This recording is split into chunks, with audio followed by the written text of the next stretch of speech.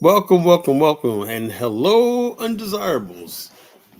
This is your friendly host, the College Genesis, rocking Collar Land tonight on Friday night. We call it Freaky Fridays, as we always do. Tonight, we're going to have a little bit of fun. And tonight's topic is why should the white guys have all the fun? That's lifted from the book by Reginald Lewis, the world's first black billionaire. Create right in here in the good old USA. Black America produced the world's first black billionaire. Ain't that a great commentary on Black American achievement, man? What cannot this black man in America do? You know. So tonight, we're talking about why should the white guys have all the fun? And something I always like follow up on show topics. Always ask, how do you get material, Colin? How do you go like that? Well, all I do is listen to past shows. I listen to certain comments from certain listeners and stuff like that, and I build on what people say, and I basically do retractions and talk about stuff that comes across my screen and comes across my commentary, and I basically build from there. So one of the comments is, should black people in America, should we go for the gusto? Is there anything wrong with trying to get rich? Is there anything wrong with basically prosperity? Should we always be about struggling? Should everything always be about the so-called struggle? I don't know about you folks, but I'm just tired of the struggle and everything. I know we got to struggle, we got to strive, but I don't know what for. I guess it's written somewhere that I tell you that everything in life is supposed to be a struggle, and we got to struggle. And then you got people out there, man. I seen a young brother today, man, had a freaking Tesla. And that shit was nice, man. I was like, guy like he was no more than like in his early 30s, right? He had a freaking Tesla. I'm like, I felt like asking, what the hell you do for a living? Like you afford such a nice car.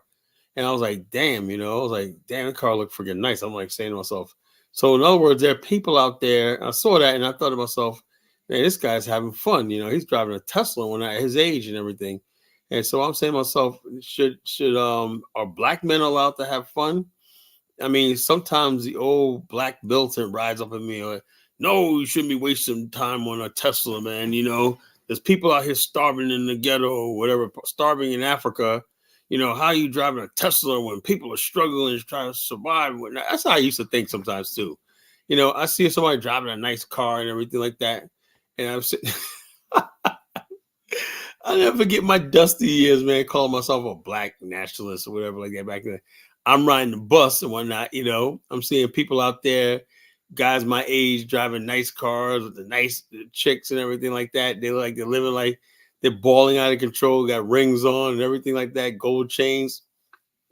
You remember them gold chains back in the days, right? And I'm sitting there riding the bus talking about one day we're gonna have a revolution, whatnot. So the bottom line is, I said to myself, even back then, man, I was like, I didn't have my own business. Just that I basically was misled by dusty ass older Negroes and whatnot who browbeated me to the point where I thought that getting rich and having fun and everything was something only white people could do. In other words, a black man, if you're in a so-called revolution, you got to take an oath of poverty. Think about it, man. And that's what I just dawned on me one day. And I was sitting there talking to these old dusty Negroes and whatnot, twice my age and whatnot, talking about, yeah, the oath of poverty. And so, nigga, I don't want to be like y'all. Niggas are old, never accomplished nothing. And they're sitting around talking about the white man, they're talking about black women, and blah, blah, blah. We got this, they got solid problem. Everything is except for get a clue or get a piece of the action and make yourself happy. Why should black people why should we always be about the struggle and how to and this problems or not? Why can't we friggin' have the fun like the white guys have the fun? The white guys live in a world where they making millions of dollars for breakfast and whatnot. Their lifestyle embedding in law and custom where they could do something like own a casino and make millions of dollars a day and everything like that legally, and they could basically give their women the world, give their children the world, and have all this privilege and everything like that, and have power But the black man and everything like that, you got black immigrants telling us, like somebody said in the stream last night, that whatever crumbs the white man leaves from his big table of plenty, we should be grateful for the crumbs that the white man gets. No, I'm sorry, I can't do that. Now, if you black immigrants want to come over here and y'all satisfied with the crumbs like Elvis did last night, Elvis gave us his whole thing about Tim Walsh giving him free lunch and all stuff like that. If that's all you want, it's free lunch and free shit, whatever like that. And you're satisfied with that, it's fine. But I think there's a certain amount of us that have been here for 400 years.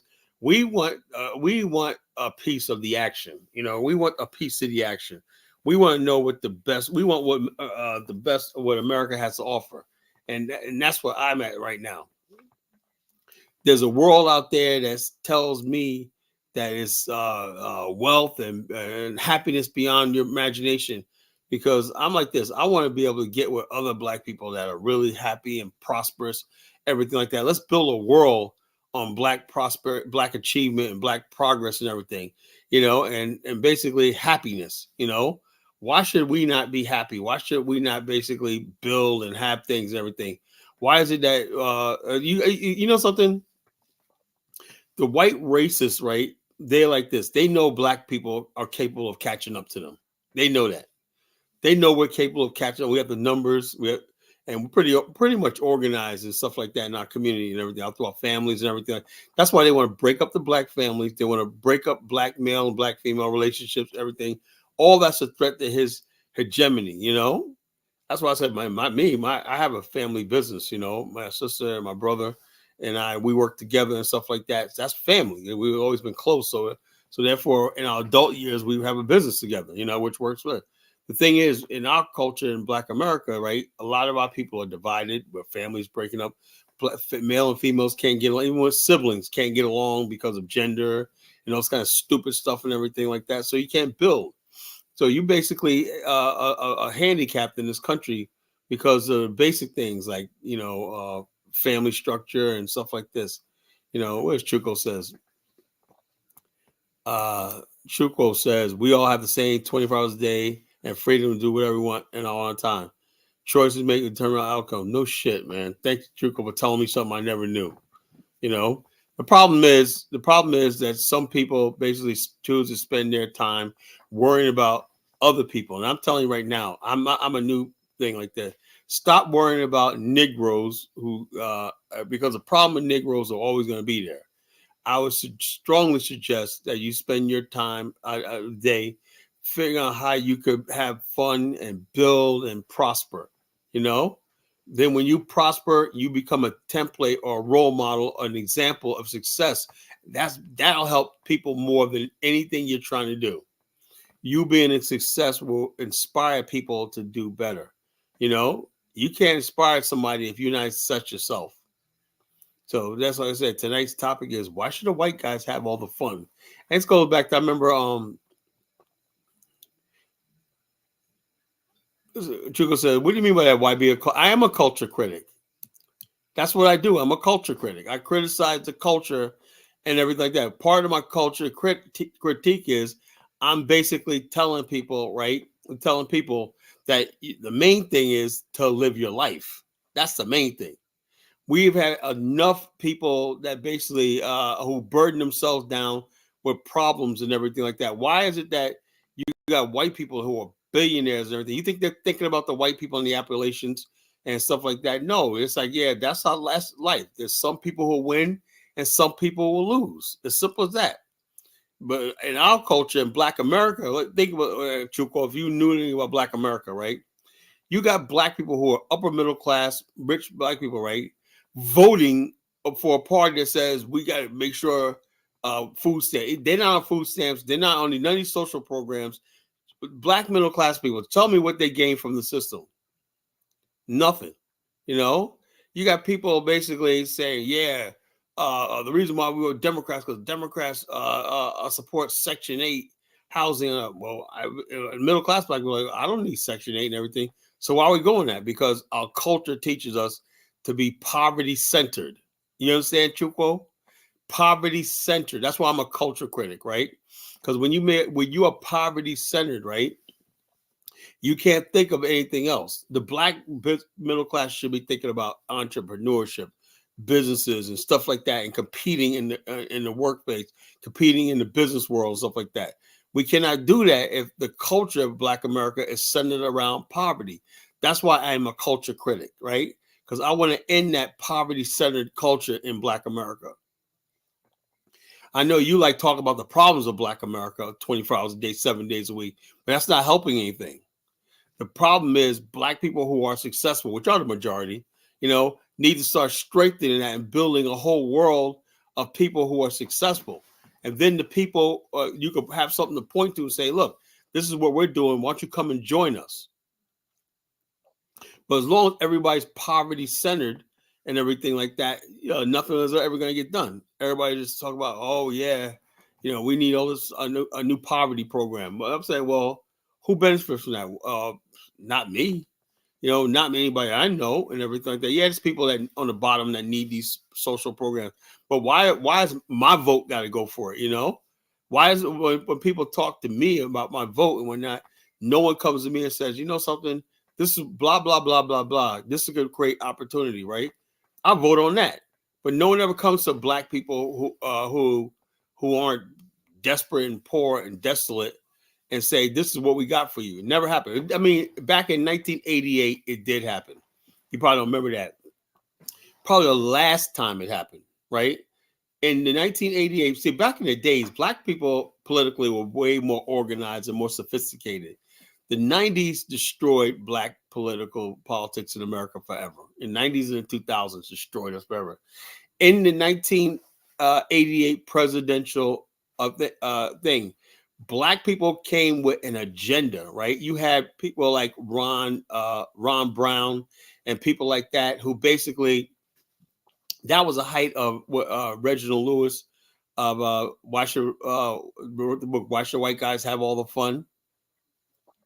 And the Beatrice Holdings, stuff like that. Black America in the 80s were on the move.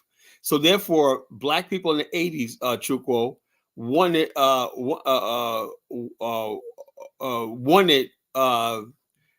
things like minority set-asides, access to credit and capital. That was on the agenda, right? But for Michael Dukakis, these Black men showed up at the Democratic convention. Black businessmen showed up there strong, talking about we want minority set-asides and all stuff like this.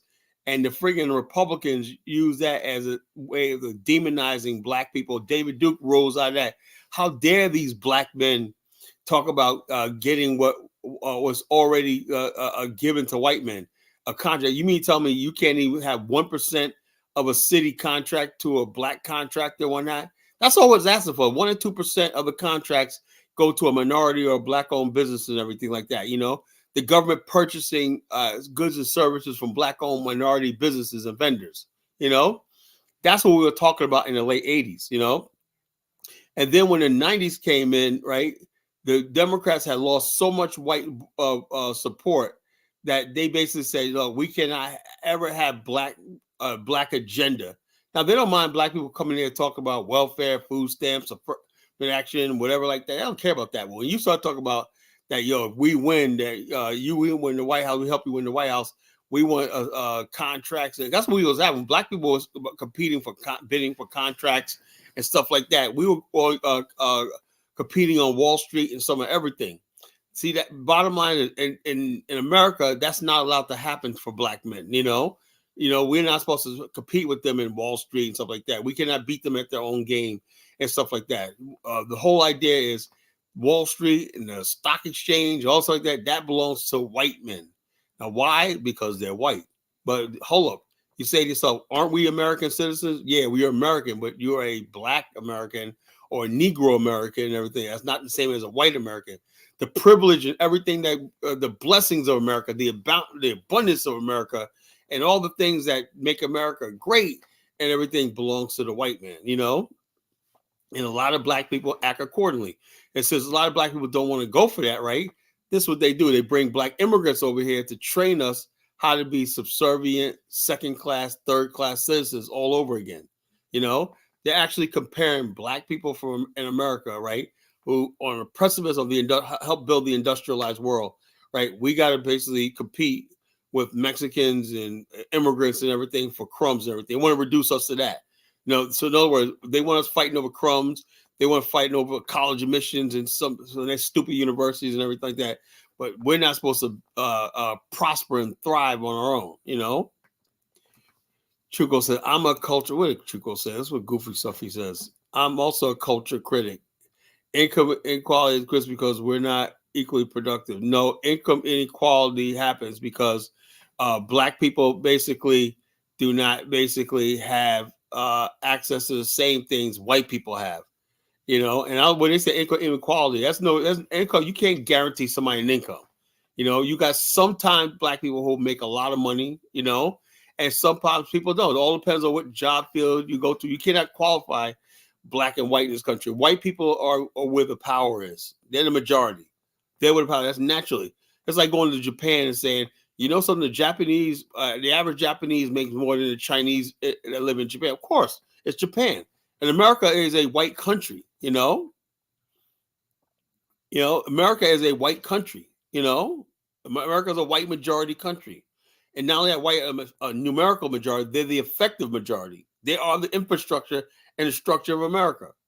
So of course, naturally, the income of whites are going to be higher. I mean, that's just a given, And matter of fact, if income if blacks and whites ever became equal, I would be suspicious of that because that wouldn't make any logical sense. If white people had a 300-year head start, how the hell are Black people going to catch up after 300 years? All Black people have to do is basically be an opportunity to build on their own, And the bottom line, Chukwo, you keep talking about Black excellence. Let me tell you something. Let's say a low income Black people in America make between $20,000 and $30,000 a year. Do you know that's still 5% of the world's population that make that much money? So even the low wage Black people in America, it belongs to 5% of the world's population. Something like 90% of the world's population don't make but $1 a day. So it doesn't really matter about inequality. The main thing is, how do we get Black people to have what income we do have to circulate back into Black businesses and stuff like that? I suggest get Black-owned business apps, and like I said, make a commitment to supporting Black-owned businesses by downloading Blaps and many other Black-owned business apps. That can help. I'll put billions of dollars back into Black businesses. That's how you do it. The money's already out there in Black America. We just have to learn how to spend money with ourselves. That's all. We don't need any extra handouts or any extra program. All we have to do is change the mindset. That's why I said I'm a culture critic. I'm a critic of Black people basically spending inconspicuously, and not being conscious about spending money with other Black businesses and everything. If you need plumbing work done, did you look in the Black pages in your area and see if there's a Black plumber? Not saying you always have to use that, but give consideration to a Black plumber. If everybody did that and whatnot, we will be on our way. But if you don't have a conscious about you, right? If you're not conscious, then you just basically spend all your money with the other races and whatnot, and not consider I'm gonna get a Black-owned business and everything like that. That right there is how businesses thrive. So the bottom line, that's what we're talking about tonight. Why should the white guys have all the fun? I'm like, I like I said, I compare myself to what's in America, but I know for a fact of the matter is, until Black people start supporting Black-owned businesses and everything like that, until we basically make that priority in Black America, we're just wasting our time and just wasting your breath talking. So the bottom line is, there's so many Black people right now. I look.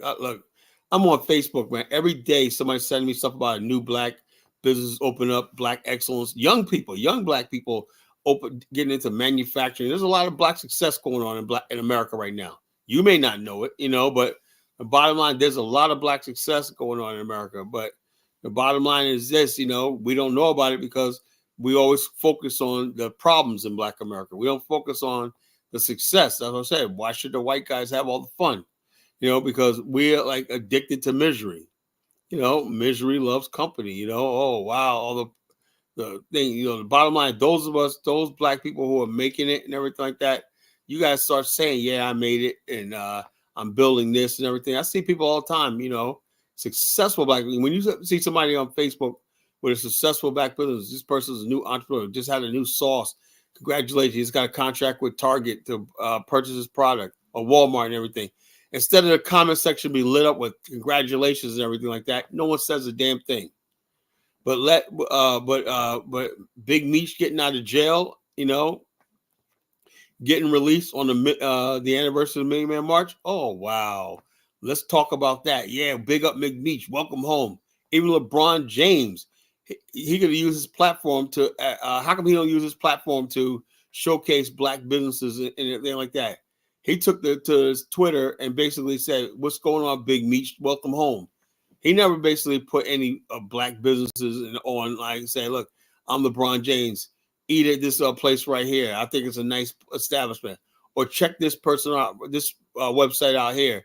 Because, no, he don't do that.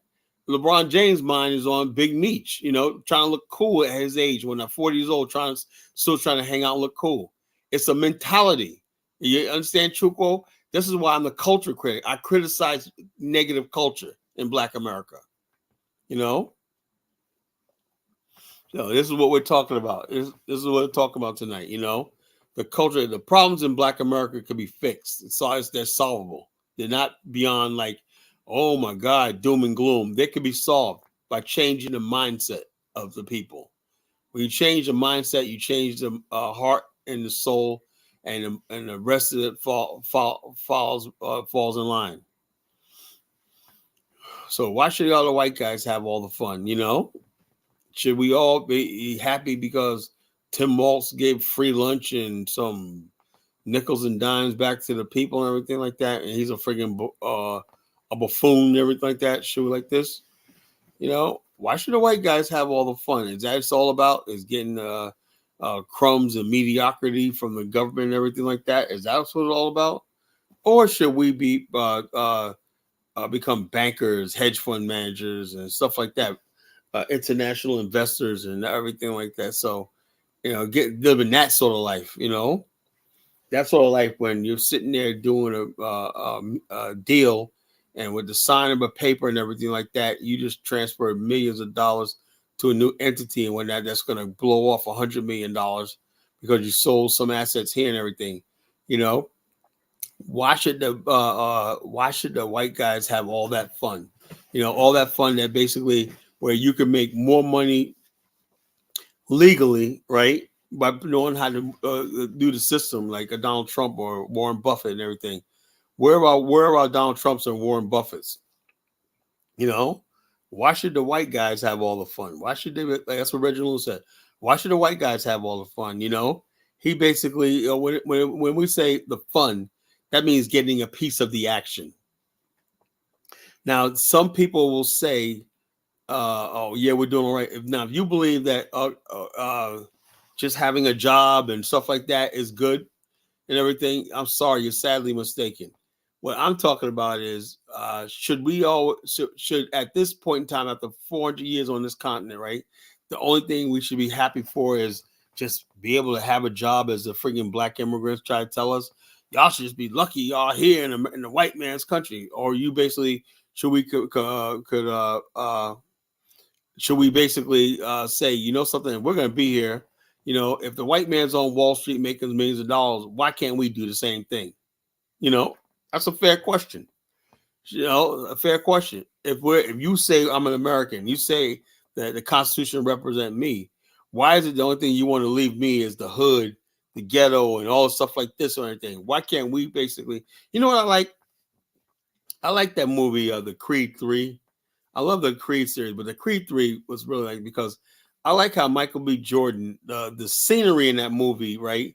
When they're I think it was in California, and they had a nice house overlooking the cliffs, the bluffs, and everything like that. And I said to myself, and it's black people in there, real black people in that sort of background scenery and everything. I said, that's what life should be about.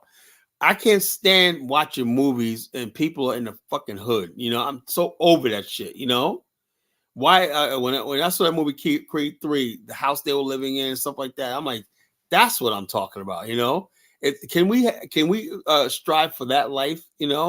Why is everything in our culture and everything has to be about struggling, poverty, and blah blah blah? So that movie Creed 3 was like such a breath of fresh air when I saw that. You know. So what Chuko said, you can't help people. Look, I'm not. My goal is not to help people or whatever like that. My goal is to help myself. You know. So it doesn't mean what you're talking about, Chuko. I don't know if you're trying to be a captain, save a Negro, whatever like that. Stop worrying about people who don't friggin' take initiative, as you say. Leave them alone. Let them have what they have. I'm only worried about the black people, the people like me. That there's millions of us that are doing it, and we're basically prospering. My nephew is a friggin' has a he's an engineer. He gets he has big contracts to build hospitals, everything like that, and he has a side business where he fix homes up and flips properties and everything. And he's like, I'm doing it. He's doing it right now. He has a degree. He has a degree in architecture. So the bottom line, there are young people out there doing it. And so the bottom line is those are the people I like to be around and stuff like that. People who are doing the big things, making the big things and stuff like that. This is what I'm talking about. So when Truco wants to sit there and basically talk about the damn people who don't take it, I don't know about that, Truco. I can't look. The bottom line, that's not my problem. That's not my problem. My problem is basically telling those who want to win, go for it. And those who are winning, go for it. Keep it up. Strive to be better. You could, if somebody could basically get rich and flip property, and why can't we learn the game how to get the thing too? Why does it? We always got to struggle and stuff like that. A lot of times people don't have the reason why people don't take initiative because they don't think they're supposed to have anything. You understand that, Truco? We have a culture that teaches black people everything we vote around. It seems to be about struggle. If you think that your whole life is going to be struggling and death and destruction, you ain't going to take no initiative. So they have to hear words like that I'm saying, that no matter what it is in this world, you can have it. You don't have to settle for crumbs and nickels and dimes and everything like that. You can go out there and get do whatever it was. Nothing is laid in stone like this. Who am I culturally criticizing? I'm not. Look, I'm criticizing a behavior. You like focusing on people. I talk about a behavior. A mentality. There's no who. I'm like, it's a what I'm criticizing. So you always make it seem like there's a who. There's no who. There's a what I'm criticizing. I'm not targeting anybody. So bottom line is you keep focused on groups of people that I want to target. No, there's no groups of people. There's white people out there that take no initiatives. Asians that don't take no initiatives. Not nothing unique to black people. Not like every white person, Asian person is rich and balling out of control and everything. They have the same problems black people have. So all I'm saying is telling black men in particular when the world is yours. You could do whatever you want to do in this world, and don't let anybody tell you can't do it.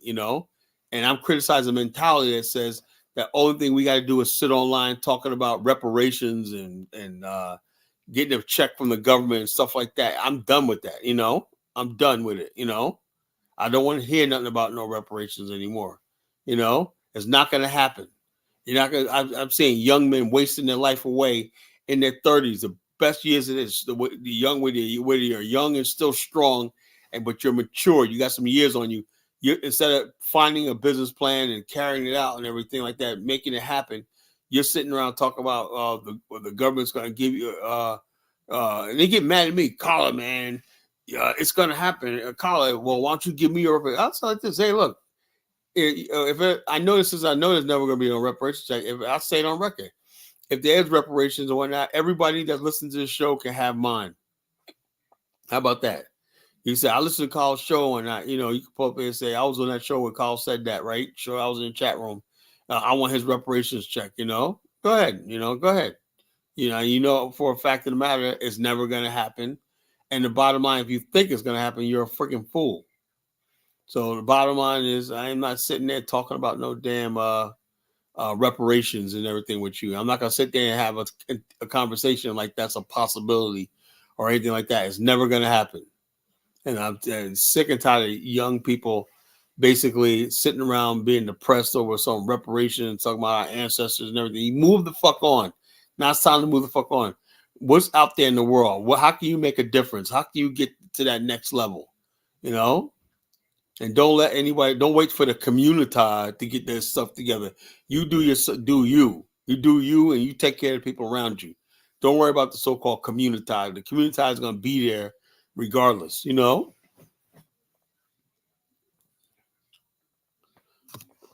Chuko, I'm sorry, but I don't buy that. You know, you said, I care about black people in America. Dude, you know, so the bottom line is, I don't believe you, you know? I just think you basically are ashamed to be black. You know, I think you really want to be white. And you think being black is a burden to you, you know? And so you escape with this identity, with an African identity and everything. But the truth is, you have never learned to love yourself. That's why you always see negativity in blackness, you know? So the bottom line is, I don't know. I live in the same black America, right? And I'm just in awe about the success and everything I see in black America every day and everything. I don't know what black people you're around, Truthful. You know, I don't know what you're looking at, you know, and everything like that. Where you get this, like this doom and fatalistic attitude and everything. I don't know why. I think it's just self-hate. You know, when you don't love yourself, you always think negatively, you know? So bottom line is me, I'm a positive person, you know, I'm a positive person. I have a positive outlook on life and everything. And naturally, I always see the best in people and everything. I'm not sitting around looking at the guy on the street corner panhandling and saying, oh, well, we got to do something about him because he's black and everything. No, that's him. That's his individual. Whatever fate had for him, that's what it had for him. That's how you got to look at life. You know, you see a homeless person, that, you know, that's their fate. Something will turn around their life. They get together and everything. But don't make it seem like it's a black thing. You know, it's just certain individuals are not, you know, just maybe not motivated, or maybe just never had any luck. You know. Yeah, Wiseman says, stay away from negative black people. Yeah, Truco is very negative, man. You know, how the heck you basically everything you talk about is like, oh, black people, you know, yeah, true.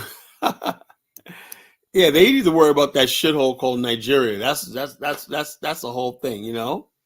You know, Black America is gonna be fine. You know, trust me. You know, it's not even a comparison. You know, they always got the answers of Black America, but it's like shit, man, dude. Do something about that hell on earth you call Nigeria, man. Please do something about that shit, because that's a global embarrassment. You know, that whole country is a global embarrassment. You know.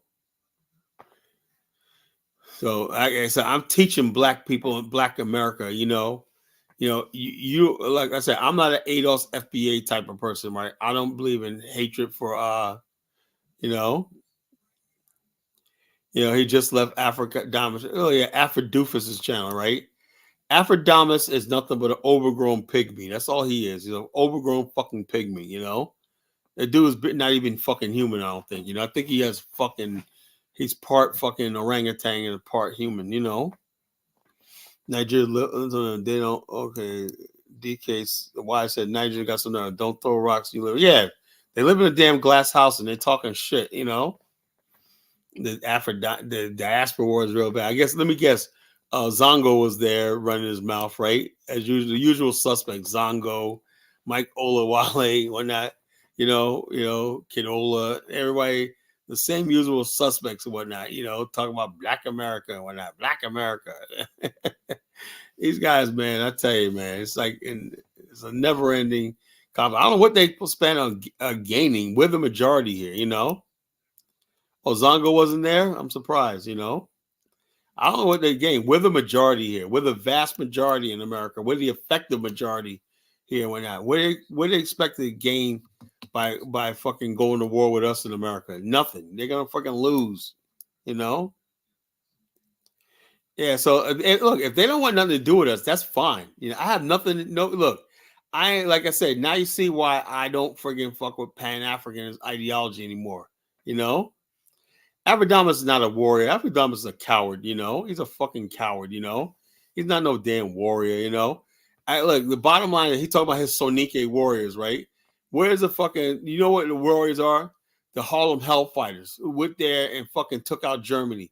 The 54th Regiment of Massachusetts, right? That just crushed the Confederacy. The Teddy Riley's black troop called the Rough Riders. Those are friggin' warriors, you know. That Red Tails, you know, that flew the most successful combat missions in World War II. Those are warriors, right? These people like this, Aphrodite is a fucking spear chucking fucking jungle bunny. That's all he is. He ain't no damn warrior, you know. He has never been put to the test. When you get put to the test, then you talk to me, you know. You know, so he drove the FBA and they're roast begging. Look, the bottom line is there's some so-called people who talk about talk about reparations and everything. I have no idea why some grown black men are talking about reparations. I just believe some black men that grew up on friggin' Section 8 and welfare. That's the only way I can relate. You grew up on government handouts, government cheese and everything. So you naturally think, okay, there's going to be some big government payoff, whatever like that. Me, I've never gotten anything from this government and everything. You know, I was raised in a family. My father provided for us, you know, and everything like that. You know, my grandfather provided, you know, everything. I was around strong black men, strong black families. We didn't need the damn government to feed us and everything like that, you know? So I don't basically wait. I'm not sitting there waiting for no goddamn white man to give me no damn check, you know? Yeah, that's what they think. They think the white man is gonna all they do is making fools out of themselves, you know, because they know the white man is never gonna fucking this is the whole thing. Africans, I don't mean to start this diaspora war, and I don't want like Africans hating me because I'm saying this or not, but some of these people come here, right? And they're third world people. They don't believe that they don't leave that third world mentality alone. You know, they come here and they come from the third world and they come to America and still got that third world mentality that they think we're gonna sit here and fight over nickels and dimes and crumbs from the white man. You know, and we're basically Black America. We're trying to fucking take this shit over. That's what we want. We want more Reginald Lewis's. We'll fight the white man and everything like that. Africans are not going to do that, you know? They're satisfied with the nickels and dimes and crumbs the white man gives you on the table. And they want to train us to be like that, to be subservient. But we don't think this is a white man's country like they do, you know?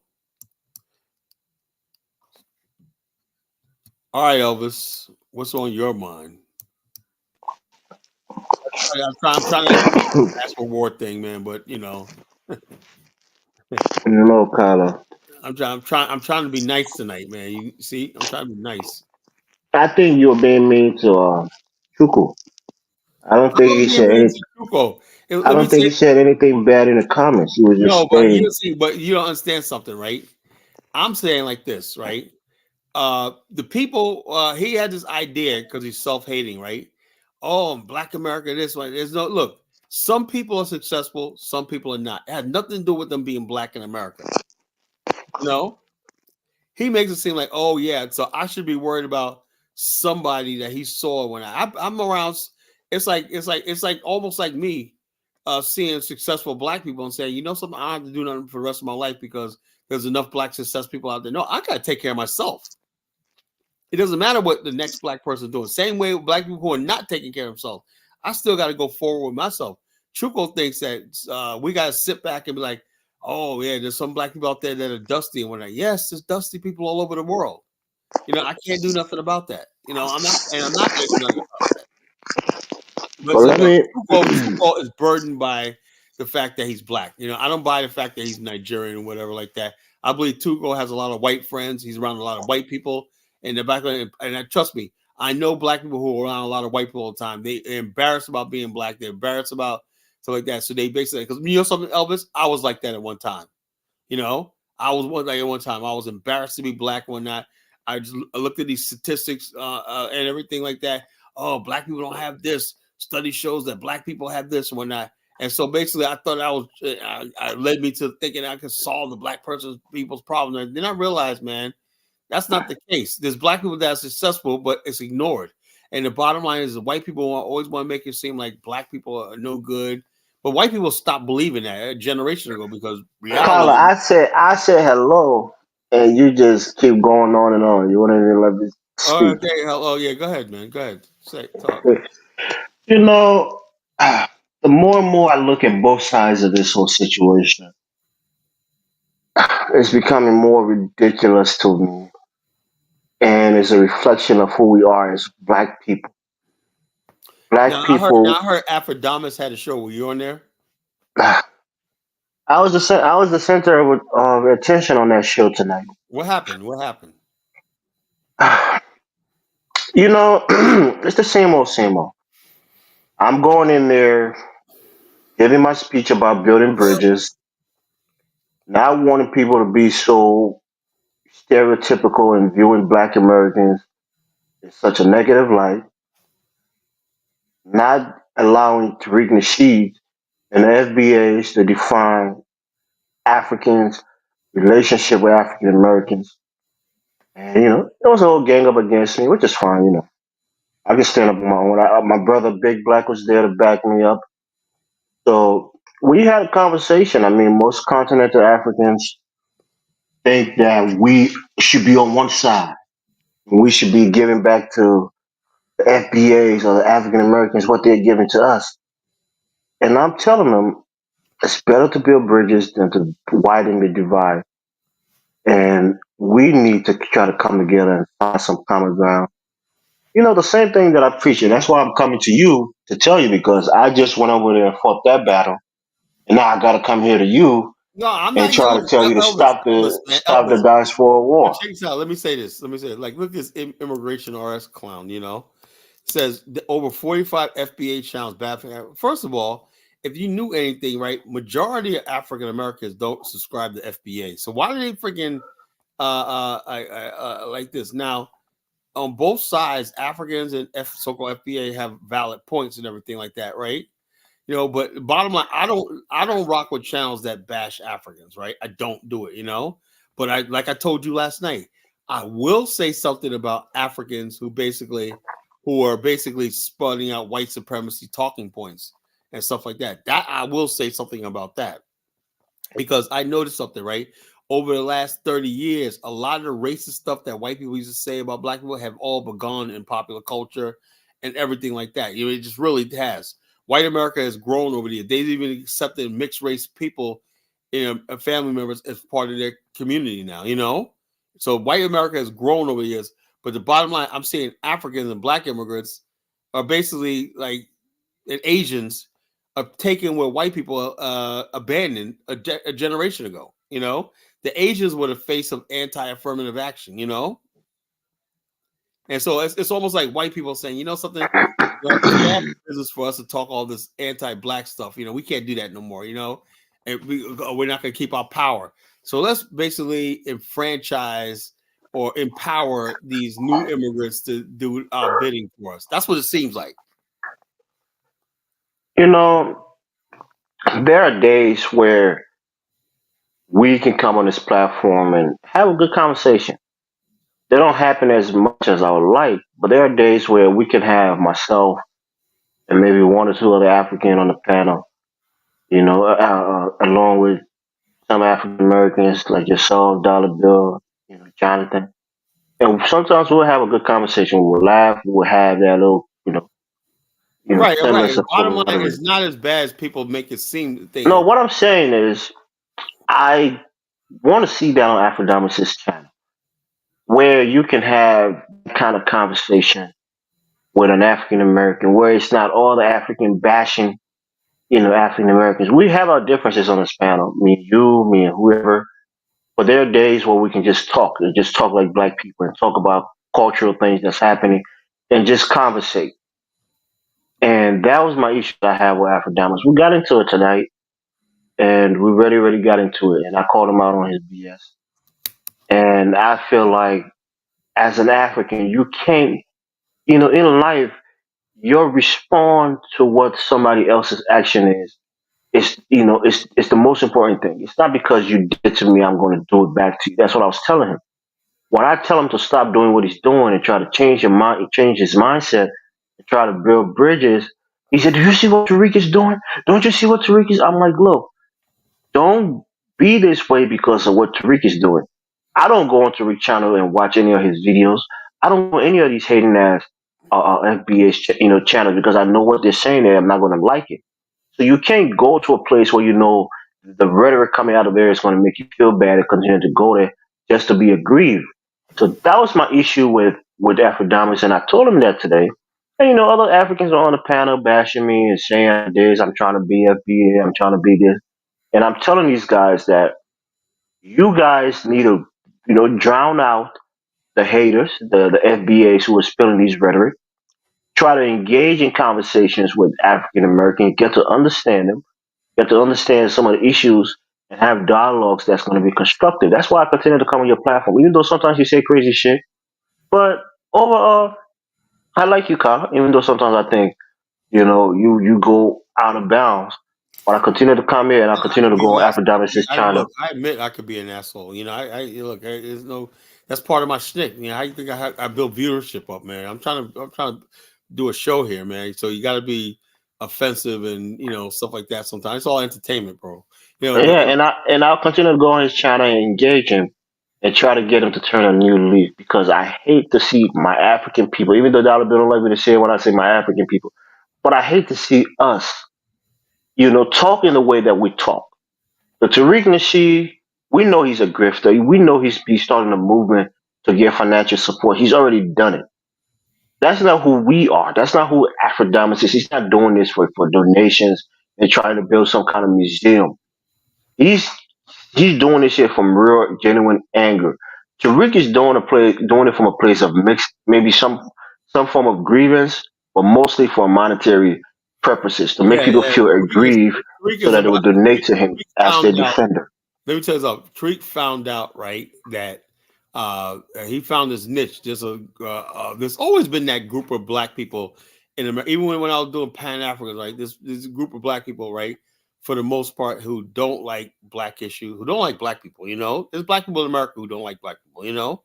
And they really don't like Africans. I mean, it's not just Africans, bro. These people don't like black people in general.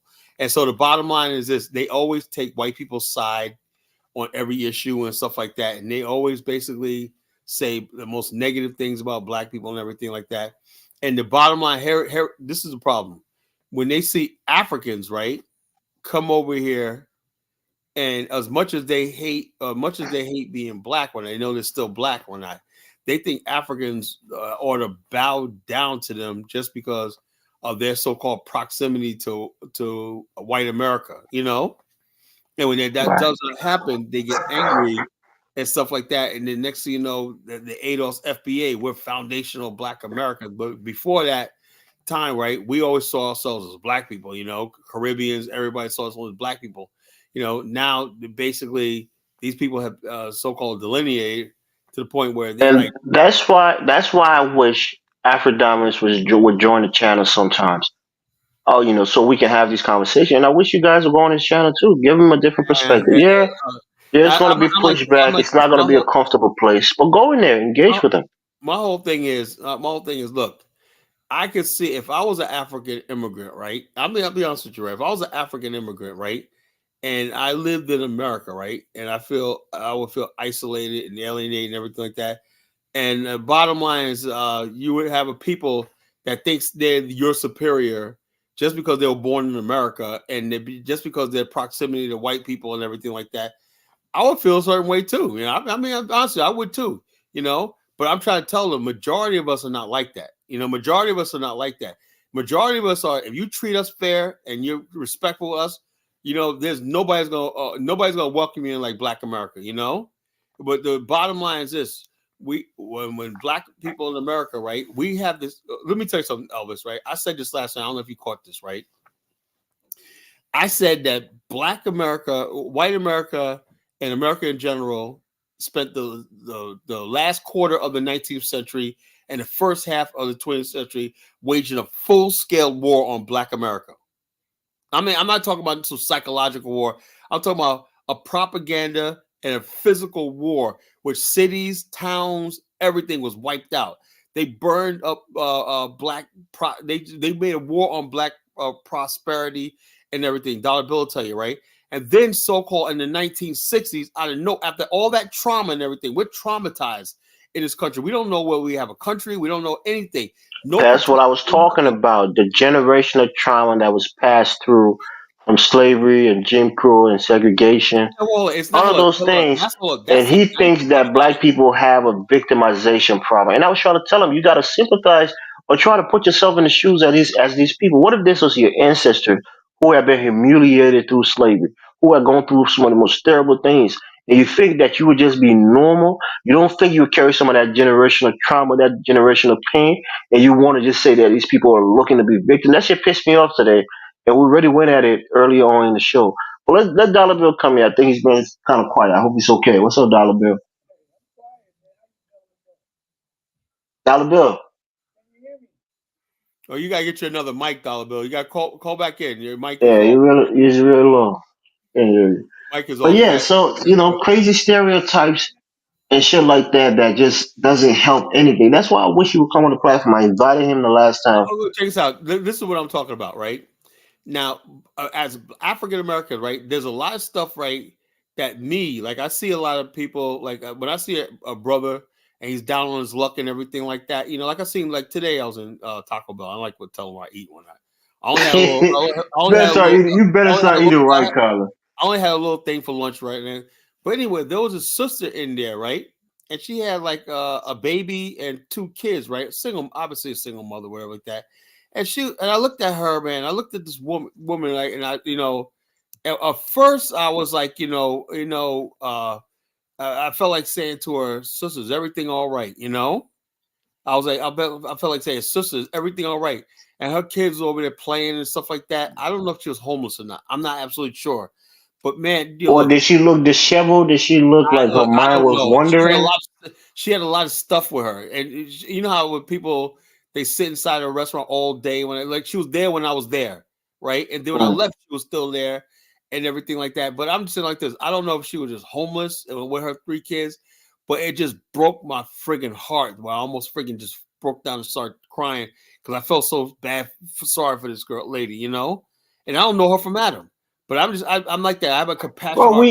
yeah, real black people, we hate to see our fellow black man suffer or black woman I don't suffer, like to see bro. anybody suffer, but Yeah, we especially have to have sympathy for our people, so bro. therefore. But the thing is, Regardless. I'm not gonna judge her and say she's a single mother. I don't know what happened between her and her husband, boyfriend, whatever like that. And maybe it just didn't work out. You got too many black men who basically bash black single mothers. And you don't know what the situation is, but she got those three kids by her damn self. She's sitting there in Taco Bell by her damn self with three kids and everything like that. And I said to myself, man, something told me, man, you should. If I ever see her again, I'm gonna look at her and say, you need everything all right.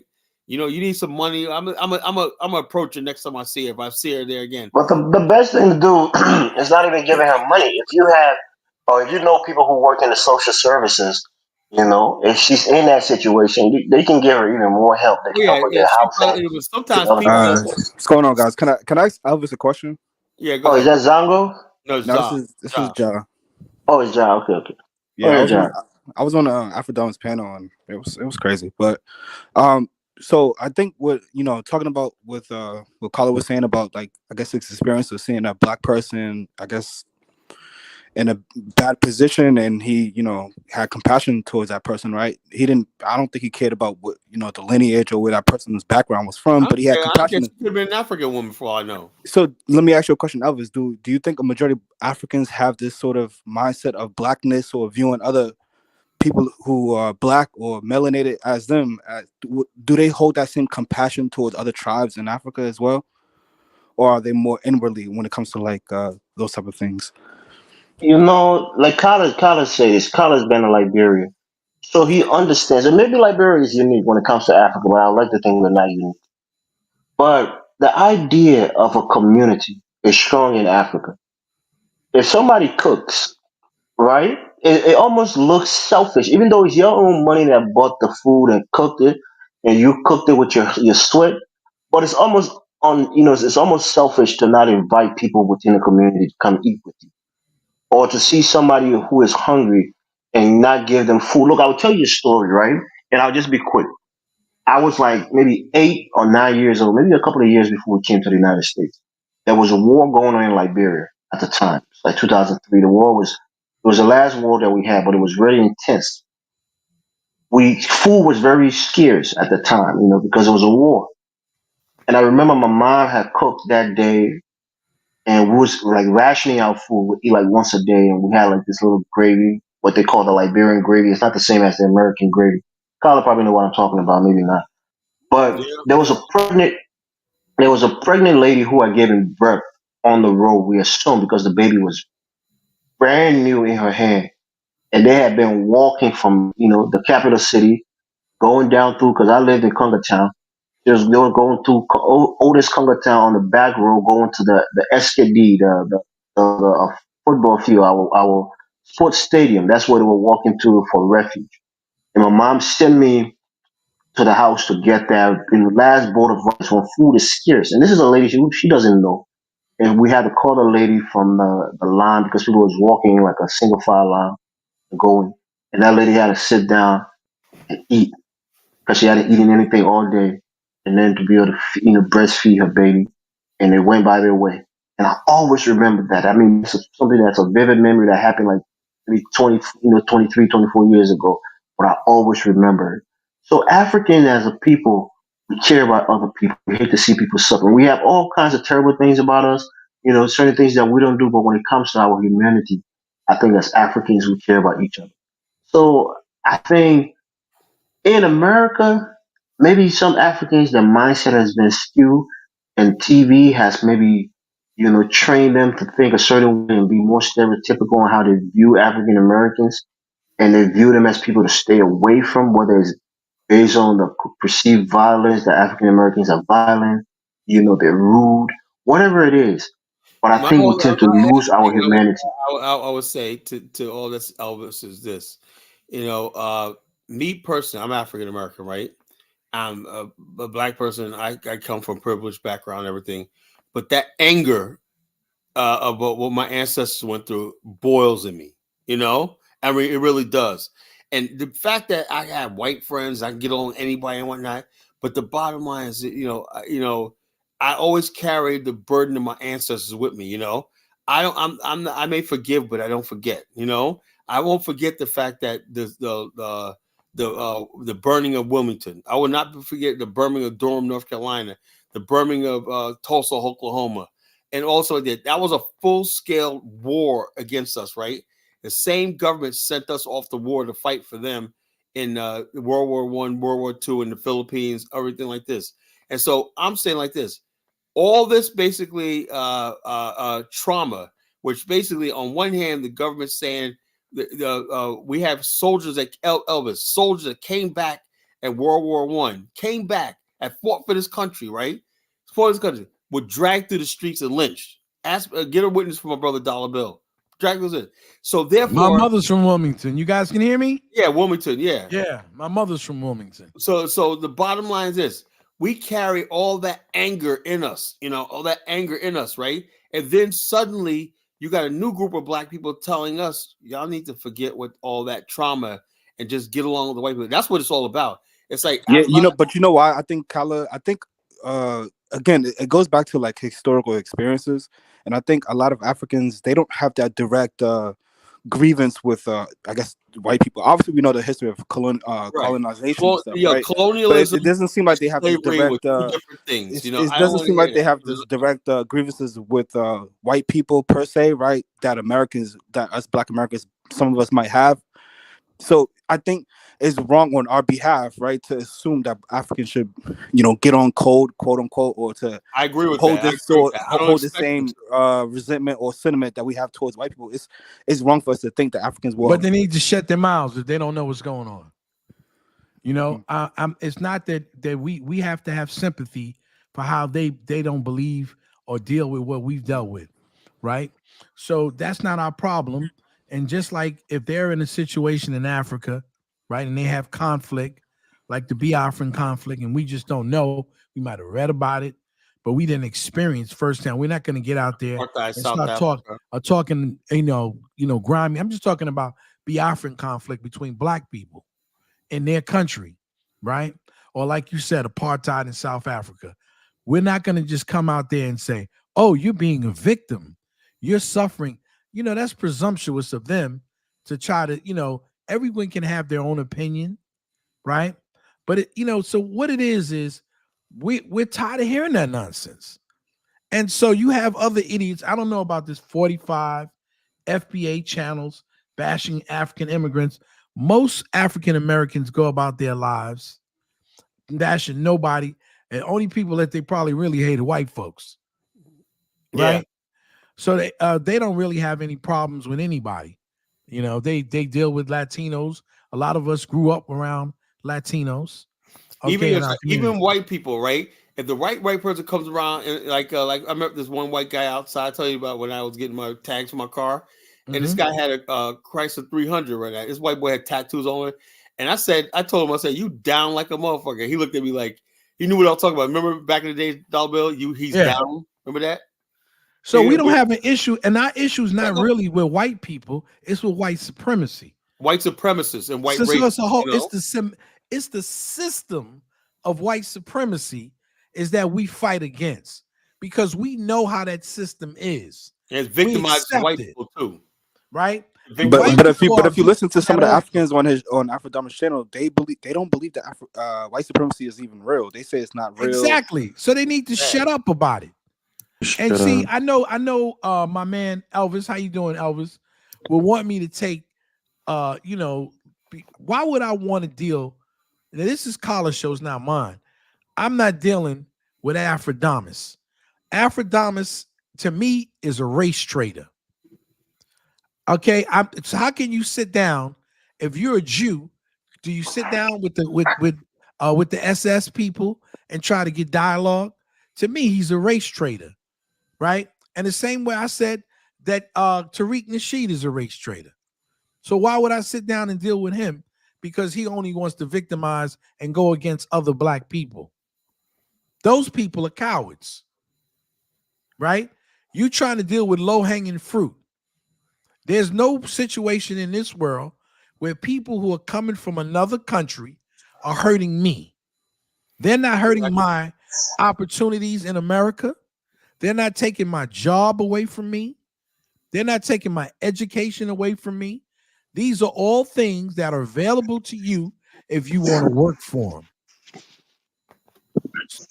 Yeah, I mean, that's true. Yeah, we got some other people on the panel. I think we got Chantel and W. I don't know who W is. No, his name is a wise man. Wise man. Can I say something? I just want to say something real quick before the new panelists get on, right? But I mean, being on Afro-Dama's channel was, I don't want to say eye-opener for me, but I was definitely taken aback a little bit today, honestly. Like I'm used to his rhetoric, but today was just like, damn, this one. Yeah, that shit pissed me off. We was on the panel together, right? I would say for me, growing up, like I was taught to view like Africa is my religion. You get what I'm saying? Like I was, brought up to put, identify with Africa, my race first before anything, and it just made me put things into perspective. Like, a lot of people don't see things the way I see it on both sides, right? And that's what, I had to come in. Let me tell you something, folks. Everybody was asking me, Colin, ever since that trip to Liberia, you changed. When I said, no, I didn't change. But this last trip to Liberia, my eyes opened up about something, I want to believe that most of it is just the internet. So I mean, in my personal life, I've never experienced this back. It goes beyond the internet, right? Now I love, how much I love Liberia and whatnot, right? I love the country, love the people, great, right? Well, anyway, there was an incident that happened while I was there, right? Where this white guy tried to kill this black girl in Cape Mount, and he was telling her that he was going to marry her and stuff like that. But come find, he had a wife back in Iowa. Yeah, that's the Jessica Lloyd and Lucas. But you know something? When I was basically trying to talk to Wayne and all these other people, they didn't want to hear nothing. But yet these people basically will sit there the whole time talking about the Congo people, talk about Black America and all that stupid stuff is still out there. But a white guy just came and tried to cut Jessica Lloyd's face off. His name was what was it? I forgot. Richard Lucas, Lucas. Richard, yeah, Lucas Richard or something. Yeah, we had her mom on the show. You know, I'm on these Liberian platforms, and we interview her mom and her brother. And that case, you know, Yeah, it and was just some dusty ass judge, right? Looked like he was hungry. That was George Way appointed judge released him. yeah, that was George Willie. And I mean, it's Liberia, bro. You know, the thing about it, we don't have the kind of detectives that we have in the United States, right? What angered me about that was the fact that what people in Liberia were telling me I'm obsessed too much about race. You know, that really angered me when I was over there. You know, even my But wife. that's the thing, Carla. Liberia is one of the only countries in Africa that had never been ruled over by white people.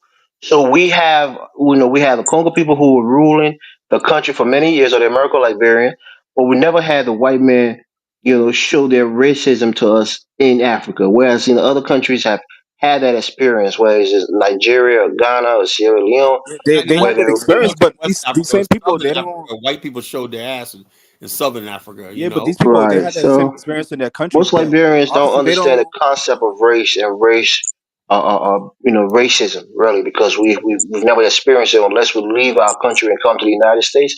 Then you know we start to open up to the Well, idea of there's no racism. excuse to see if you look around and you see that other people have something and your black behind don't have anything, and that everything that you're getting, okay, including the rubber and all the stuff that's being produced in your country, is being brought to Europe and to America. How could you not have any concept of race? yeah, you Then they have to. need You you. have to Come on, let's also. stop No, I'm because their making. mindset dollar bill. It's not that the white man is doing something bad to them. Their mindset is that you know, the government and their representatives, their leaders, are not, you know, are Elvis, not let me say trickling this. down that Elvis, money to them to benefit Elvis, from let me say this. You know something? You just pointed out something. What I just said. Africans, for the most part, don't put it in proper context. Like they'll, even though I bash Nigeria all the time, but I put it in proper context. The United States, the West, do not want to see Nigeria develop. You know, it's in policy, it's in everything. Thing that we'll never let that country industrialize. We'll never let that like this. The trade policies in Africa are done for a reason. You know, they will never let Africa industrialize. Cashew nuts, you better export them offshore and somebody else sell them. I said like myself, okay, you got Liberia has rubber. You know, you can go to Firestone, right? You can smell the rubber from miles around, the latex. You know, you can smell the them. rubber. You know, in Firestone when you go there. You know, and so therefore, I'm saying like so. You know how hard it is to just get a friggin' tire manufacturing process because U.S. policy, if the United States was such a good friend of Liberia, why hasn't Bridgestone and all these other places built tire manufacturing, moved their manufacturing to the continent of Liberia? But Kyla, here's the issue, right? It's a financial thing, and we're speaking, you know, in terms of finances, or you know, Liberia says the imports tires. let me say this. Let me say this quickly, right? When you are a poor nation and you have no tangible collateral except your natural resources, if you borrow money from the IMF, that money is going to be tied to your natural resources. So your extraction, whether it's your ore, you know, your diamonds, your gold, your rubber, your timber, Well, hold that's on, what Liberia is. Elvis. We're an I'm, extractive economy. look, check this out. Let me tell you something, Elvis. There's this thing called OPEC. You ever heard of OPEC? Yeah, the oil producing nation. Oh no. There's another thing. Not OPEC, not the oil producing. It's something else called OPEC, right? OPEC, like, Yeah. say the word means when something isn't clear, It's called or something else. is that an It's called acronym? something else. Let me listen. Listen to what I'm saying. It's an overseas private investment corporation, but it's called something else now, right? This uh, OPEC, right? Because I was trying to be a member of, right, for years, right? They basically will finance up to millions of dollars in developing countries. You know, they For basically what? What's the catch? the catch is if you go to a developing country, right? United States has it. You go to a developing country and you're going to build an industrial park, a factory, or something like that, and you can show that it's going to create jobs and ultimately purchase America. You know something. If there's a plus is if let's say the equipment you're going to buy comes from the United States or whatever like that, you know. It's America basically doing that.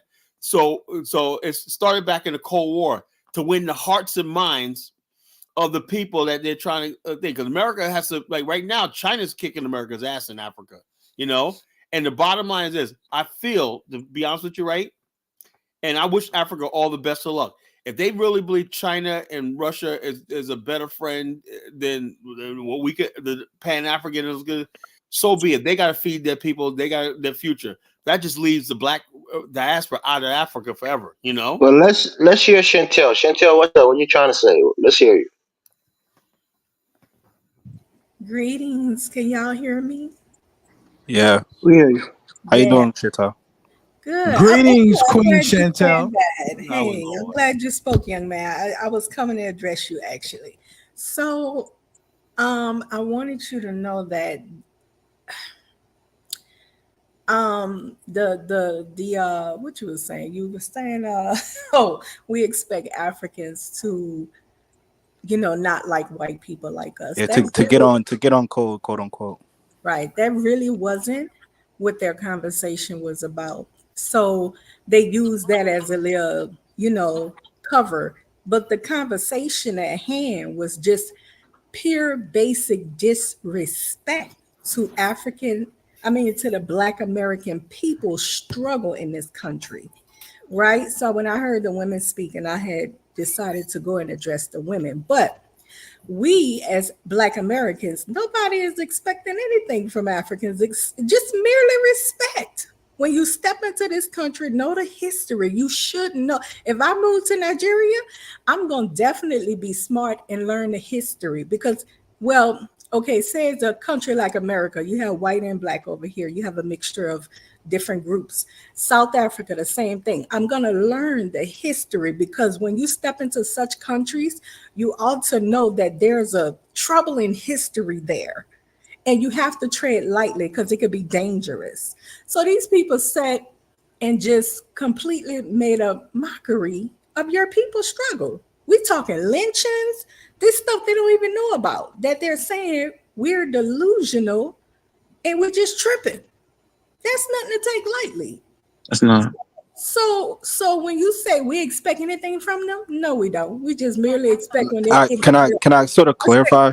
Oh no, Yes. we merely expect them to just show respect, not sit in our face and come laughing at us, talking about, we tripping. Oh, we ain't here to be friends with you. We come here for the bag, honey. We ain't here for all that.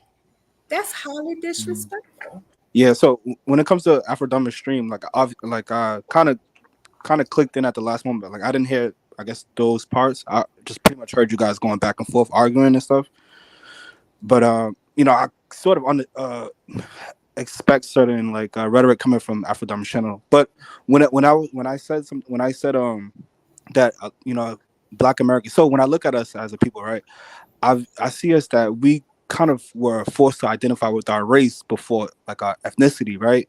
And a lot of us grew up with this pro-Black stance, Marcus Garvey, Martin Luther King, Malcolm X. We grew up with these ideologies in our lives, that push for a sort of Black kind of unison, right? So I think and then you have the history of slavery and the colonization of Africa. So I think a lot of Black Hey, Americans. Jai, you're breaking up, bro. But I hear accent in your voice, though. I don't know. Well, no, I'm from Boston, but I talk with a list if you're talking about that. But yeah, anyways, yeah, I think a lot of Black Americans we've kind of viewed things from a racialized standpoint, right? And I think for a long time we viewed Africans and Caribbeans as being Black or part of our race, and therefore we should work together and things of that nature. And I would say a lot of us did, when a lot of like the African and Caribbean migrants were coming into Africa, I mean to America, we applaud that. We thought that will bolster our numbers, that we will stand shoulder to shoulder, hand in hand, and that's just, I guess that wasn't the case, right? So that's what I was pretty much speaking on. I think that Black Americans I are think it is the case for Caribbean. I think Black Americans are historical experiences is not the same as Africans' historical experiences, and I don't think that African Americans should expect Africans to understand our historical grievances. That's what I was pretty much saying. We don't. We just need them to shut up. Well, don't worry about the Africans. Let them experience America, and they'll come around. The whole thing is No, I this. seriously doubt it because you know what? You know what a lot of Africans think? They'll think even when they suffer racism, they'll say, "Oh, because I was mistaken for a black American." You know, Yeah, That's they just need. no, You know no, what it dude. They is? can't say that's that. the mentality. They That's want to their cause mentality. if they keep taking the mentality that they want to have a war with us because of whatever they're not going to win. They don't have the numbers, They're stupid. Like, right? why are you And trying to go over with us for what? the internet makes everybody get. It's like liquid courage. And hold up, I was thinking about that today, Dollar Bill. I said right now it's just words, right? Right now we don't want Tariq and all them. And I said me and Brandon. One thing I know you disagree with Brandon a lot, but it got to the point where at one time people were threatening violence on African immigrants. We said no, that's drawing the line. You know, Hmm. we draw. Look, one of the things that I said on that panel, Colin, What? I said one of the things that I said on the panel tonight is that there are white people who are racist, right? Who are openly racist. There's the KKK. They're the neo Nazis, the skinheads, who espouses vile hatred against black people and African people. They say the same shit. You think where do you think Tariq Nasheed is taking some of these talking points from? These are the things that white people say to Africans or even other black Americans in this country, that we are the least when it comes to mankind. We're not developed. We're shithole countries. All the things that these white supremacists say are some of the things that these people regurgitate. So Yeah, but it's when also the same Africans, things that Also, one Africans second, are dollar, saying one second, about dollar us. bill. When Africans hear these things and they only have smoke for African Americans, because when I talked to Alpha Diamonds, he said, "Oh, I made this channel to respond to Tariq. We're clapping back." I'm like, "Yeah, fine," but there are other white people who are racist and say shit about Africans and other black people, and you don't make channels talking about them. So why only pick There was Tariq there was one Nasheed? on the panel actually. He was like Right. saying some disparaging There things was about a African racist Americans, white and they guy were on the just laughing panel. at him. They were that just guy like looks like Yes, agreeing with him. calling Martin Luther King a coon and all kinds of crazy shit, and he didn't even say anything to that him. guy looks like Santa Claus.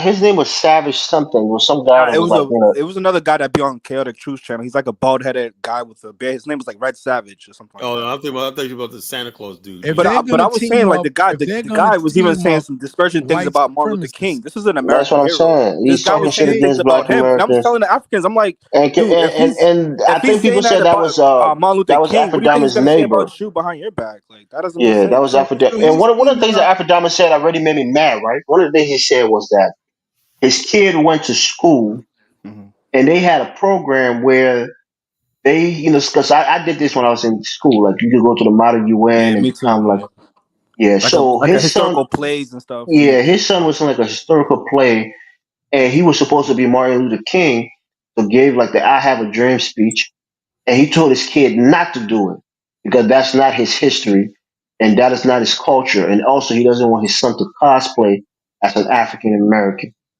And I said, "You idiot! Martin Luther King is an American. He's part of American history.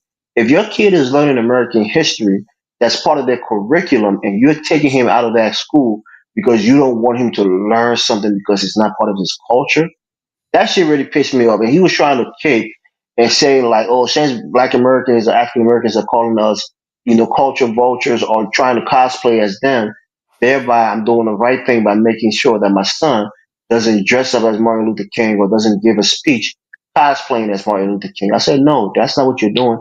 You're actually being a bigot and you're being, almost like a xenophobe and hating African Americans and think that they're separate from Americans, which Martin Luther King is an American and he was a great American. If you're learning about him in school, it's just like learning about any other great Let white me say American."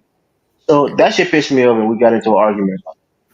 Okay, let me say this. So, and also to read our history and then misinterpret it is just ridiculously stupid too. But we are not shamed about our history, Elvis, because you were saying that we shame about it. No, no African American. We have nothing to be ashamed of in this country. We are Nothing. not, as somebody say, victims, but victors. We have rose up through so much oppression and hatred, enslavement, our people still rising to this day. They cannot keep us down. We have nothing to be ashamed about. We are welcoming people. We are Awesome. loving people. We welcome people in. We welcome Africans when we fought for them to come here. So we Yeah. have nothing to be ashamed about. Who should be ashamed is Africans who sold their people to Europeans and the Arabs around the world. Africans should be ashamed of themselves. That's something to really be ashamed about. So we're not ashamed of our people. And on top of that, what else I had wanted to say? Go ahead. I forgot my second thought. Well, I will say it like this. I will say it like this. The problem is that when people say white America, for the most part, have watched Black America from the late '80s to now grow like unbelievable. America has transformed so much in the last 30 something years. Where you can't go on a job or go in a bank without seeing Black people. You can't go your alumni, wherever you at in America, Black people are there, right?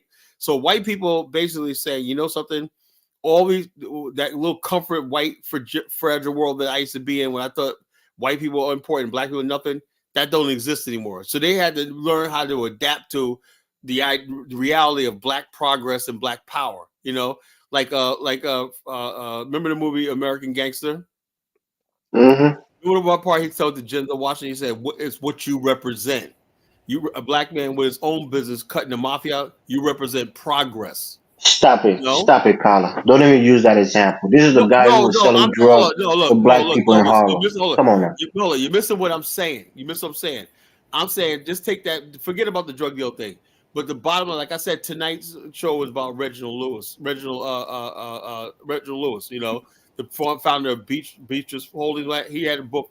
Why should the white guys have all the fun? What that symbolizes Black progress. And there's a war against Black progress, right? That Carla, by highlights Baruti last comment. It's a topic of discussion. Wait, hold on. Before you go there, I want to say this. And another thing is, my question is always the same thing. What the hell did y'all contribute around the world? Because Latinos came here and fought, white women lashed on to the civil rights movement and fought. Asians even fought in this country. All of us, everybody, natives, everybody fighting. All the groups fighting for rights and equality, but Africans haven't stood and fought for anything. But you have the audacity to come and finger point, try to belittle somebody and finger point and criticize somebody's struggles, and you cannot answer a simple question. What have you contributed to this country that you claiming you only here to collect? Talking about your government made an agreement with American government for you to come over here and collect. What the hell are you people talking about? That sounds that right there is some dangerous talk. The What one thing is you don't that? ever want to do is tell Americans you're only here for the money. And you Okay, don't do shit like this. You don't tell people that. You that's don't say right. it. That's That's right. dangerous. You Because know, I was gonna respond to Chantel, right? She said something on one of the shows when we had Sim Police on, and she made a statement that at the time I didn't know if it was true or not, but it actually turned out to be true. And I don't know if she was using that, if she even had the information, but I just read about it the other day. What is it? When she said that white women determine things in this country, and many people disagree with it. White women are the majority of the voting populace of this country. They make up 36% of all voters in the United States, followed by You see? white men of like I think 21% or something like that. So they're the majority of the voting populace. So And they're I the didn't people who actually decide elections. So she was right on that point.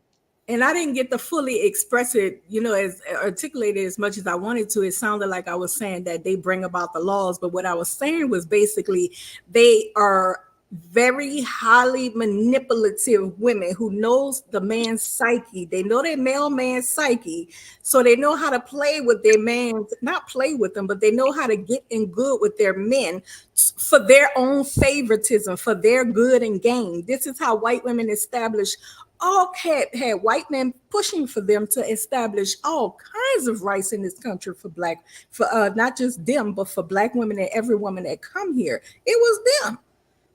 excellent manipulators, if you want to call it manipulation, but they knew how to deal with the psyche, the male psyche. The white male psyche. Yo, yeah, Yes. You're absolutely Rod correct. Moise. Colin, how like that comment again? I don't know why you would say something like this. So I don't understand what's the point of this channel and engaging in these conversations when you write shit like this.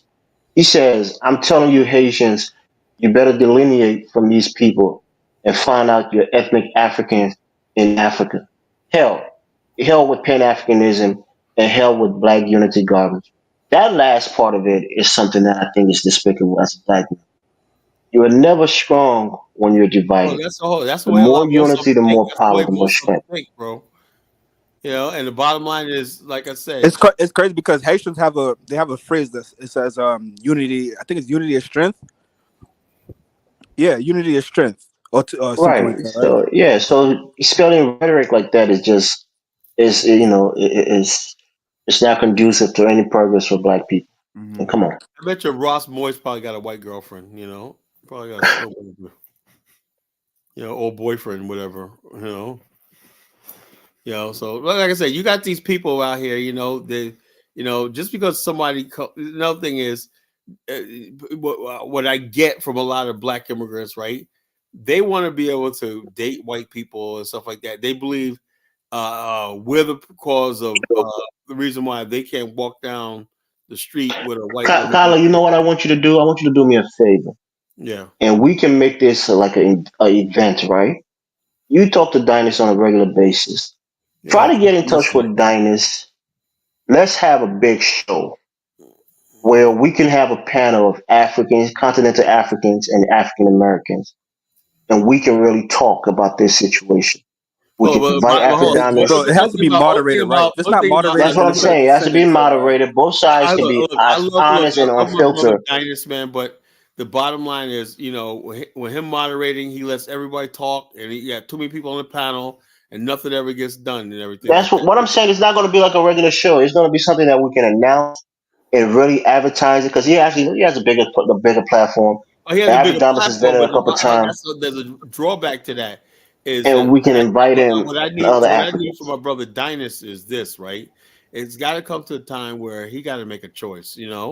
I mean, it's obviously like he has to come out where he stands on these issues. No, don't even go there, Carla. I think No. I'm Dynas has saying like been this. he's been fluctuating more and more these days, right? Yeah, He's I know. been letting people like T. Khalid on the platform talking about immigrants are not us. There's a little bit more immigrant, black immigrant hate on his But still, platform, hold on. and he doesn't T. really more of push back. a Not like conservative. what he used to do before. So just the idea. Listen to my idea and not just brush it over. I don't have Dynas's number, so I don't talk to him on a regular. No. I talked to you. I talked because But talk to him and give him the idea and I see think what it's he because thinks about it. I called him yesterday because I was talking about that show I did with him the other day. I was pissed off at I like my brother Information Man, but he pissed me off about that show the other day. And then When he was talking about T. Khalid sucking dick, Donald Trump's yeah, he was dick, like, "All you guys sucking Trump's dick." And then I know you think it's that made funny, him right? mad. But the whole That shit thing, was you hilarious. know what me and Diane were pissed off about, and we hate the fact that when people try to act like they're objective, and then they always hide behind "I did No, something." because T. Khalid is always that. I No, wish T. Khalid could be on the show here too. I'm saying Do the information. whole show. I've known information for many years, right? And I cannot stand when somebody gets up here and pretend like they're objective when nobody's objective right now. Look, the bottom line is this, Elvis, right? Like I told you, right? One party, one side of the aisle, right, which is basically like this, believes that a grown man could go inside of a girl's bathroom with his penis out and claim himself to be a woman. The other side says, when we get the power, we're not going to do that. Choose what side you want. And basically, if Carla, you say, try to do that and see what happens to you. "Oh yeah, hold up," bottom line, Elvis, it's like this: these degenerates don't run anything. Trust me, they don't run anything. Did you They hear make what I up. said? Try to go into a young girl's bathroom with your penis hanging out and Oh, see what no, I'm happens to saying, you. hold on, but these people who are pushing the fact that like your governor putting tampons in a fucking male's bathroom, What? unacceptable. And you can't tell me what That's side of true. the aisle you're on. That is funny. They make it easy for me. I'm like, yo, look, I'm going with Trump. Simple as that. It ain't about Trump gonna give us something. Whoever said somebody giving something, it's just like whose values you agree with. black people in America, another thing people don't understand something. We have values. We have things that we believe in. Talk to the older black people one night who discuss it about with the music and everything like that. They'll tell you really how they feel. Ask Dollar Bill. Older black people tell you how the fuck they feel. I ain't About, that So old. Come on, huh? who represents black people value more, Tyler? well, no, I think Donald Trump does. Okay. That the point I was making to you is talk to Diners, give them the idea about a show, a big show that we can advertise for maybe a couple of weeks, and we can bring Oh, some of wait, these bigger I'll talk to him. But the whole yeah thing bigger is, guys on the whole thing platform, and we is, can have this whole thing is, conversation my whole and thing have is, everybody listen and but engage. hold on, I think Dynas and Brandon got to bear some responsibility because for years they let Africans get on there and just all the stuff you talk about. Don't put anything in the context. Black America are still even my people right here. I love Black America. I may be hard on my people and everything like that, but just like when I saw that woman today in the friggin' Taco Bell, something just broke down on me. I felt guilty. I said, you know something. Imagine somebody like her listen to some of your stuff you say online, Carla. And I almost broke down in tears. Said, "God, I'm so sorry."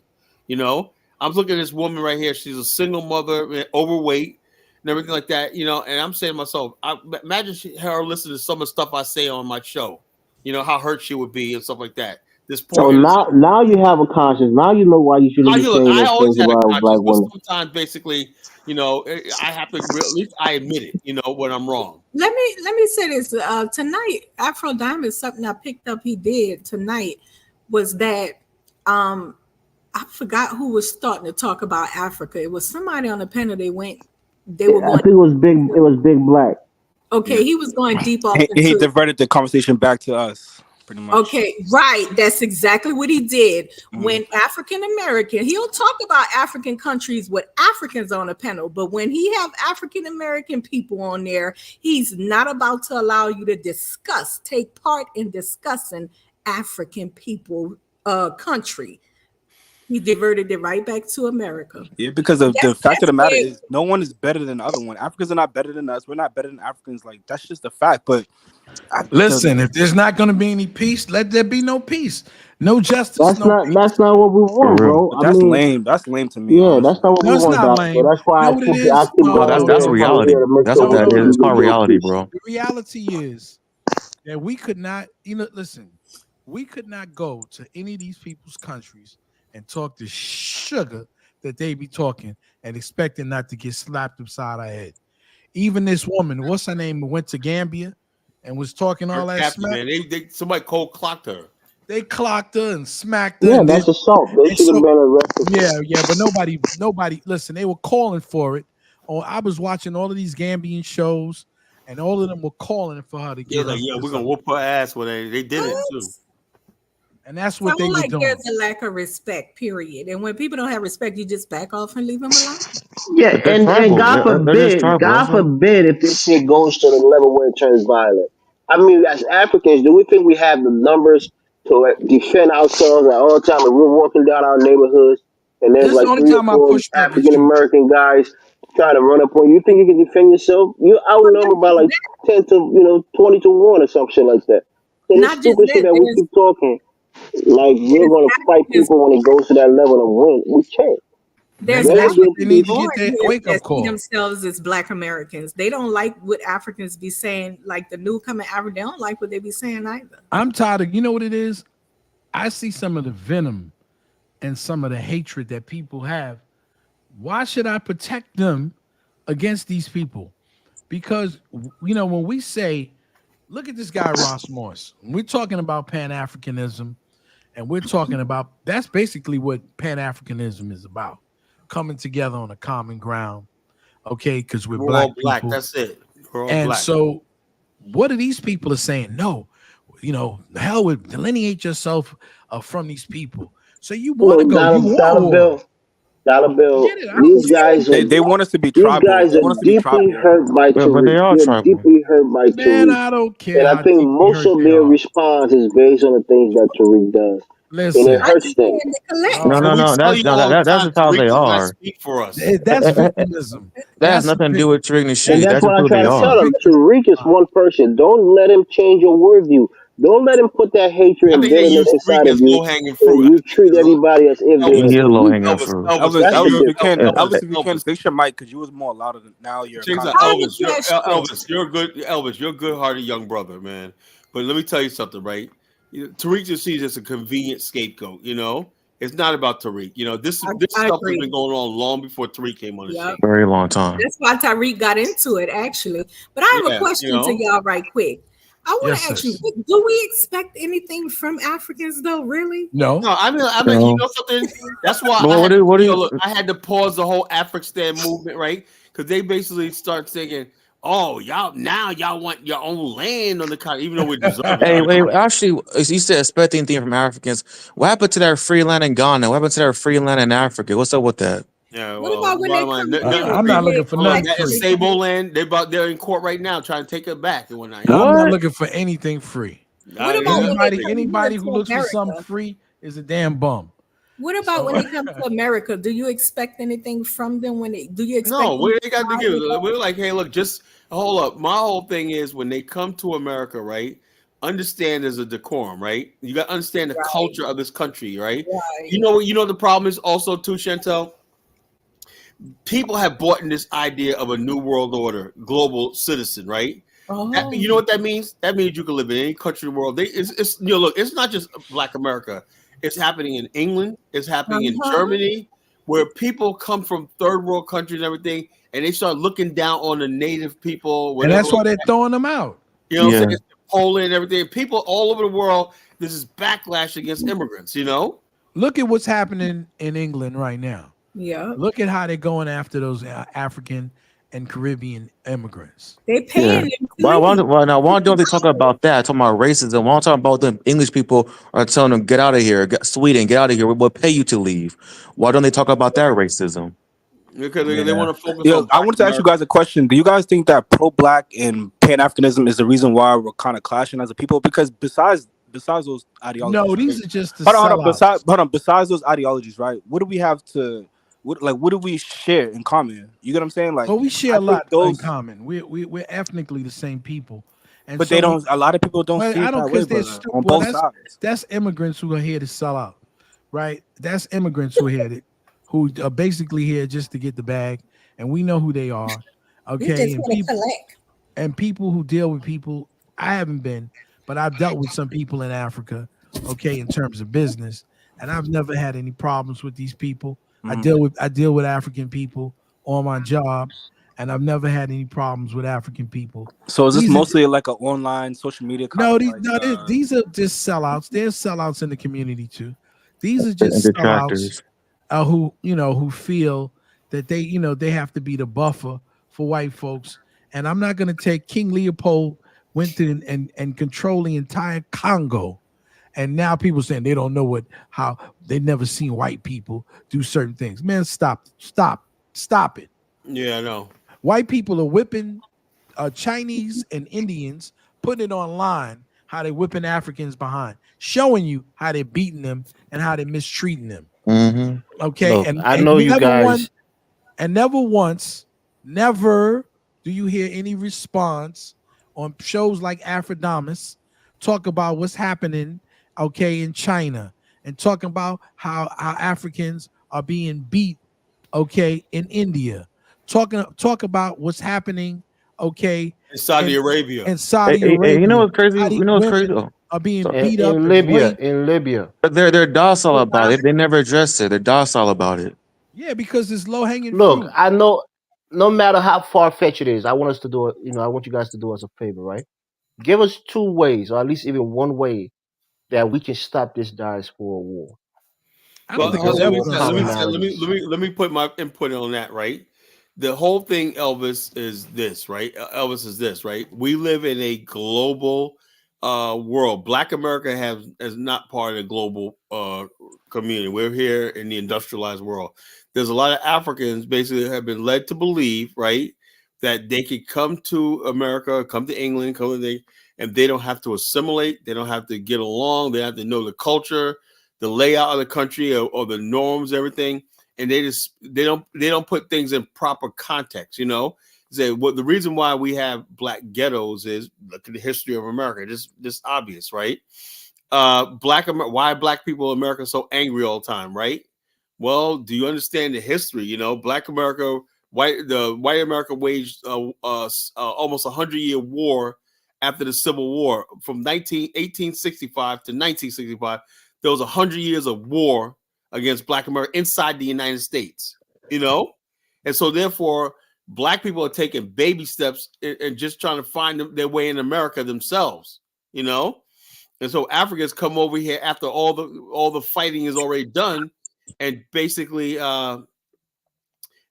say, yeah, everything's good and everything. No, everything's not good. There's blood, you know. There's pain and suffering and everything. You know, that's just justice. And when you go to court and everything, the judge is not going to look at it. Let's say you've been to a car accident, somebody hit you from the rear, right? When you go to the courtroom, right? The judge says, well, at least you're alive. No, it doesn't work like that. What's the judge going to say? For pain and suffering, you know, you're going to get this monetary amount, whatever like that, you know. We recognize your pain and suffering. That person has to pay for that, you know. You're alive. Same thing in America, right? Our pain and suffering and everything has never really properly been addressed, you know. And we have legitimate friggin' gripes with American society for what they allowed to happen. They didn't protect us. They didn't protect us from the worst among us, you know. Imagine having your township lynched. When I had I had an uncle that was killed by the Klan in Florida. You know, Kyla, that the question I asked on how can we stop this diaspora war? it's a Africans have to learn how to respect Black people in America. Look, say you like this. You don't understand a lot of stuff, and why Black people in America act, why your brothers and sisters in America act the way they do, and stuff like that. But let me withhold my judgment. You know, Africans refuse to do that. You know. And then when Black people hear you say that, right? Yeah, because the bottom, you know, something Elvis has a difference. Hear this. When they talk about 1 million people died in the Hutu Tutsi war, right? Black America, we already pivot to the white man must have been behind it. You know, we don't ever basically say Tutsis or savages, Hutus are savages, and everything. We always try to find the white man in the room, you know, the boogeyman, you know. With Africans, when they see us going to something or not, they don't look for the white man as a boogeyman or not. They exonerate the white man. When you exonerate the white man and basically say, you know something. Kyla, you're going off on a tangent. Just say. I'm just saying, but am I telling the truth though? That's fine. I want to hear from other people. What do you think, There's nothing that can be done.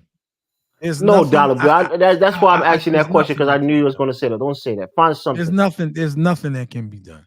Nah, Dollar Bill. You know what it is? I'm just gonna say why. And I used to feel that it would be something that could be done. People, you know what it is? I think people are gonna exchange pleasantries when they see each other in the street, you know, and they talk amongst each other. They're gonna say how they truly feel. And I see this as a microcosm of what these Africans, like the things that they're saying online, is what they're saying to each other and what they truly feel, but are afraid to say it outright in society. And that's fine. That doesn't even really, to be honest with you, it doesn't bother me. You know, because people have the right to think whatever they want to think. That's true. Right. And so like I told Brother Baruti, I don't really care, because my main thing is we need to retrench ourselves and take care of our own responsibilities. We don't need to worry about Africa and worry about what's going on, because see, that's not what I'm saying, global citizens. We're talking about a mutual respect between Africans and they don't have to respect. Do whatever they do and let them deal with whatever consequence they get from dealing with them. That's it. I'm not going to cape for it. I'm not going to get up here and be Captain Save Africa. Wait, Dollar Bill. You keep saying that. That's not what I'm saying, Dollar Bill. We need to save ourselves. You're going down this rabbit hole, Dollar Bill. I'm not down a rabbit hole. I'm just telling the truth. It's not about doing anything, whether it's financially or physically, but it's just about having a decent relationship with continental Africans and African Americans in this country. That's my question. These are Africans who want to smoke. They're the ones. Listen, we don't even have a word. Until this clown started this tether crap that he put in, we didn't even have a word against our own brothers. Okay, we had no words. There was no words in our lexicon to describe someone. okay, who was from another country. We had none. So now people pick up on this guy, and now, but these are things you were thinking all along. Listen, everybody who knows. I have friends who even Caribs who are part of our families. I have friends who their own sister and brother won't talk to because they think they're too American. Even though they have the same mother and the same father, they have disdain for them because they were raised in America. Have you ever encountered that, Kala? Wow. Yeah, Who's yeah. who's out there on their Nintendo Switch? My cousins, who right, that are is. half Barbados, right? And my baby cousin Aisha, she got killed 2 years ago in a car crash in Long Island. Anyway, right before she died, right when she died, right, my uncle Junior, right, he's from Barbados, right. He said, "Yeah, man, she was being disobedient when they calling me. She started calling me she started calling me you Caribbean or whatever like that. For the longest time, she was basically wearing a Barbados flag and everything. Then she got caught up in the Tariq Nasheed's crap and whatnot, you know." Yeah, and that's what I'm saying. A lot of people are flocking to Tariq Nasheed, and that shit is kind of crazy because Yeah. these are people who would look at you and know that you're African, and they might be in a position of power to do something, whether it's on the job site or whether it's in the street. Well, we hope not. Who's clicking their Yeah. Nintendo Switch? I know somebody's going through the menu. Is that you, Chantel? Your kids are on a Nintendo Switch? I know that sound anywhere. My kid has I one don't of know those, what I don't so I have a know that menu sound when for you're clicking shit. through the menu. I'm on mute. She's on mute. It might But be you, Jai. listen, You I might don't be on think your that Nintendo I don't Switch. think that we are built that way. I think this guy Tariq likes to get on there and he likes to make fun and joke, and he's doing it for his own, like Kala said, game. I doubt it seriously that we African Americans would spend our time thinking about how we gonna get Caribs or Africans. I doubt it very seriously. We don't do that. He's doing it for YouTube views, man. Monetization. That's it. Yeah. That's all he's doing it for. He So jumps from John one said, he jumps Dollar from one Bill, hustle to the next hustle. That's what he is. He's a hustler. John said you don't have any beef with Africans in your personal life. So why are you letting the internet dictate your perception or behavior? First of all, John, unlike I always tell Elvis, I'm an African. See, you guys seem to think that only Africans, come directly from the continent, in their first or third generation. We're Africans. And see, until y'all get that into your thick heads, there will never be any peace between Dollar us. Bill. If I want to describe all continental Africans, how can I describe them and delineate Just them say that from the they're same time? continental Africans. So that's But when when you, I say but that. When no, I say that's not continental what you say. African, you say That's not what you say. You say we Africans. Like we're okay. not Africans. Like we're French or we're Okay. All Chinese right, or Dollar we're Bill. My Japanese. bad. You're an African. I'm not taking anything I away don't from you. need you to tell me. I It's already just that know. we respond to ourselves that way, Yeah, right? but it's When we wrong. say the It's wrong because, continental African is not something that is in our lexicon on a daily well, you need to basis. learn it because you're not the only Africans. No, Like they're that's what not, I'm saying. So like when we white say people are not African, the only when we Europeans. say African, that's how we refer to ourselves, I know, right? but I want you to know Usually. where Yeah, I hold on. want. Also Elvis. That's another problem, right? Too, right? When you got African Americans will refer to us as Black Americans instead of African Americans. They're Or basically the saying, blacks, or worse, the black. they're basically saying, on one hand, because it took us a long time They to get might not even be using it in that way, Colin. They might not even be Elvis. I trying to was say on that they're born not yesterday. I was African. not They born just yesterday, right? That's People what they're will go out of their way. If I'm sitting there having a conversation and I'll say I'm African American, they'll still say you Black Americans, you know. And they'll like, and so I'm saying to myself, But you know, you think they're saying that specifically to try to take away your Africanness? it's Of like this. course You know they what it is? are. Hold up. I don't know It's like about this. that. They I want do. to basically be recognized by white people. Remember, now Dollar Bill Collar is talking about other African Americans, not other Oh no, hold on. Africans. What I'm saying is like Zongo and Michael Owale saying they're African American, the true African American. First, they're not Americans, you know. African Americans are a unique ethnic group, right? Formed in America, in America. The Africans that came here in America 400 years ago are called African. Just like you have Scott Irish, you have Irish Catholics, you have Italian American, you have French Canadians, everything like that. African Americans are a unique ethnic group, you know. And so the bottom line, that's basically saying that what people of the African descent, of the African continent, Black Africa, who basically have a heritage and a lineage in America through the transatlantic slave trade. Why can't Africans just accept that, right, and leave it alone? Now, you may be a Liberian American, you may be a Nigerian American, or just a Nigerian and everything.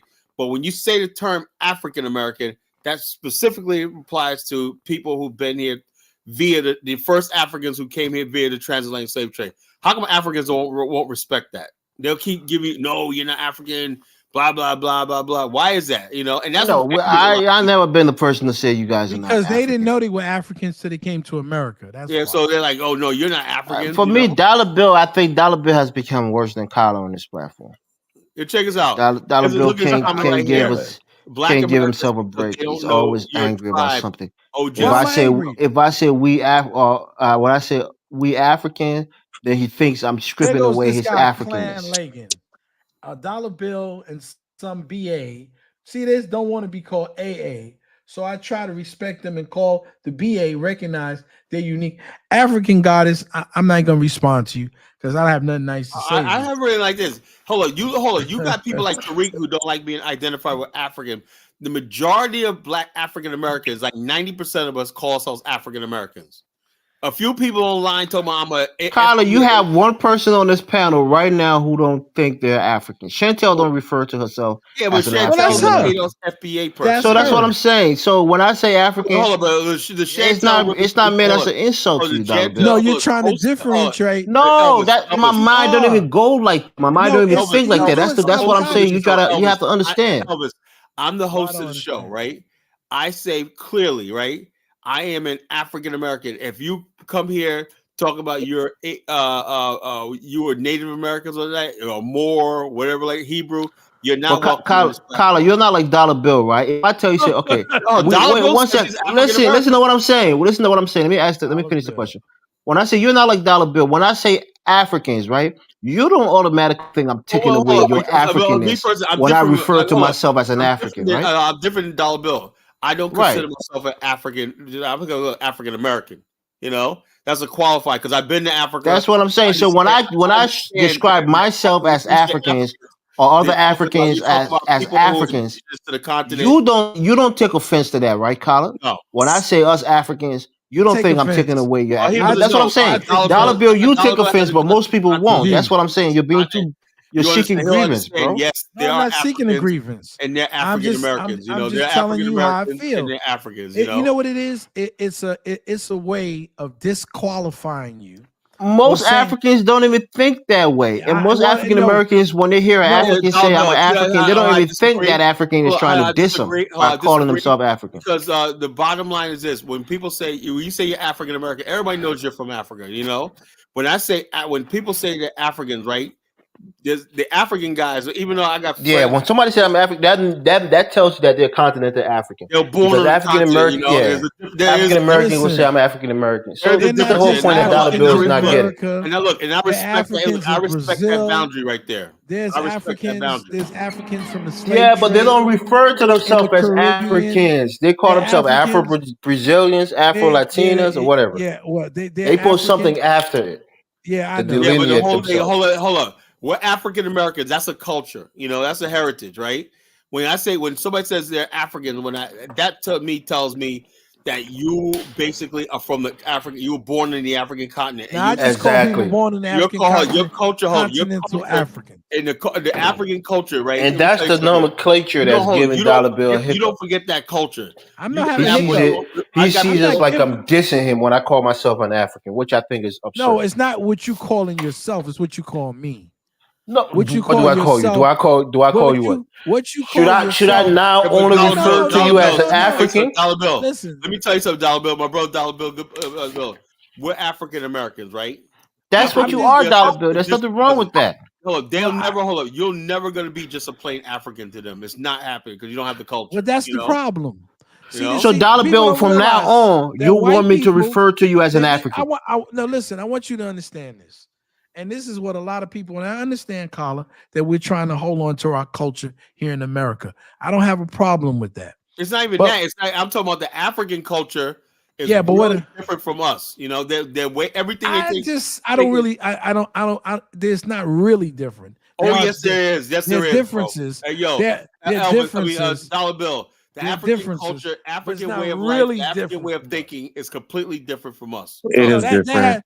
That has to do with colonialism. No, it has nothing to do with that. The bottom line, we're socialized in America, you know? Yeah, but socializing in America does not have the African has a different way of seeing the world. And his worldview is completely different from ours. That's just of course, because we were raised in two different locales. Yeah, that's what that makes us different, you know. No, that just makes our experiences different. Yeah, I know, but that's the way we are. Doesn't mean that we do not. You are. But that doesn't we're culturally different. But that doesn't mean that you don't. But that doesn't mean that you don't. That doesn't mean that you don't share some certain cultural mores. Yeah, we all know that. You know, okay, we don't all know that because these people. But I'm saying is, when someone says to me, "Yo, the African guy over there," like let me give you a perfect example. What I'm talking about, Dollar Bill. Right now, there's a controversy going on TikTok, right, where a lot of African women are feeling a certain way because African American women saying, "Yeah, I like to go to the African shop to get my thing." And a lot of African women, sometimes it's not always positive, Dollar Bill. Sometimes it's negative. Africans say, "Why are you calling me an African? You know, you're singling me out when I, I'm just black like you are. Or I'm an African American." You know, like that. A lot of Africans basically want to fit in with black African American culture. And but what I'm saying, Dollar Bill calling a lot of African Americans, calling them African might even be an insult to them. They might want to fight you. They might want to fight you when you say, "What's up, my African?" They might want to fight you. So bottom line, so we can't just jump back and say, "Oh, I'm an African now." When it's like Africans, like, wait a minute here. You know, every time you guys want to marginalize us, you call us Africans. I see it all the time. Listen. In this country, when we started our churches and our schools, that was hundreds of years ago. But we did not refer to ourselves because we're not the same people. Because there wasn't a question between continental Africans and African Americans. We can agree. There was mostly only African Americans. We can agree to disagree. When our people came here, we started the African Free School. Right. So, hold up. You understand something? Thing. When you say African, for the most part, it's mostly a westernized term. You know, Africans. You go to Africa, a crewman's a crewman. A bossa man is a. Hold up. But I spent a lot of time around Liberians. Right.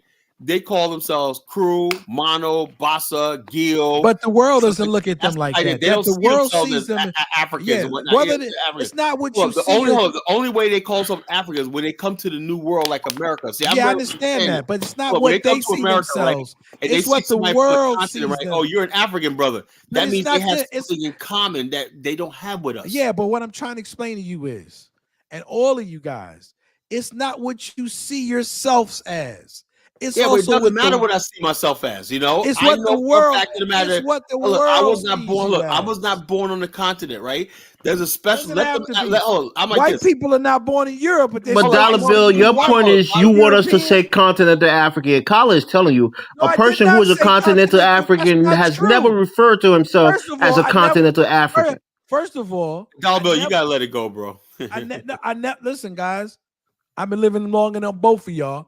And I know Dollar Bill. We know that. Excuse me. I know how to refer to myself, and I know who I am. But don't go for yourself as an African, man. Just don't. No, from now on, we're gonna call Dollar Bill African, bro. Some people will take that as an insult, bro. I ain't no damn African. Like Colin, if I call Colin African, you would say he ain't no damn African. Hold on. You know what you sound like when you say that? You sound like Umar Johnson. Oh, you! No, I'm not sound like all my African brothers, all my African people. It's not the same thing when Umar Johnson says us African people and that. Oh, like the black nationals say, like, "What's African people?" We are African people. When an African, authentic African, right? You see this Dollar Bill? This is the difference. You think so, but a lot of people don't think so. Authentic African. Come on. Hold on. No, let me say authentic African. I'm saying when somebody basically two Africans who make that cross the Atlantic and they're in America and everything. And they see another African. Oh, where are you from? I'm from Nigeria. I'm from Sierra Leone, stuff like that. That's what I'm saying. There's a certain special bond there because they're both on the continent.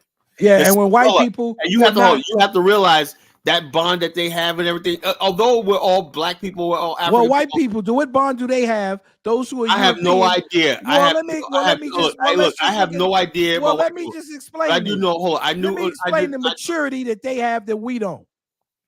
They understand. I'm saying. Let me just say this. They understand ethnically, whether they're born in Europe. Yeah, but white people are broken up. Tyler, let him finish, Tyler. They understand maturely that they're the same people. I don't think so. No, well, it is. They do think so, and that's what they understand. How do you know, Dollar Bill? You always make these assumptions, Dollar Bill. What examples do you have of that? Well, the struggle in America, essentially, when people were brought here from England, right? You had people who were loyalists, who were loyal to the crown, and still believed that they were the same people, okay, that came to America. Then you had other people who believe that there are new people, right? And if you don't believe it, there's a lot of corporations. We all know that. No, we all don't know that. Hold on, because everybody. Let me ask you a question. Let me ask you a question. So when the Scotch Irish came over and whatnot, where were they? They were completely segregated from the English settlers. Yeah. Yeah, they were, but they integrated into yeah, but it wasn't like from day one. No, I'm not saying this. But eventually, assimilation. But eventually, process. Yeah, but see, the thing is, what I'm trying to understand, trying to get you guys to understand, the issue is that unlike Caribs, these Africans from the continent refuse to assimilate. They refuse to go to the churches. Well, who are these Africans, Dollar Bill? You talking about Africans from the continent or African Americans? African. Oh, how did you think I would know that you make Africans from the continent when you didn't say continental Africans? Africans from the continent semantics, right? No, there you go. Now you know it's semantics, right? So that's what I'm trying to say to you. I understand what you guys are saying.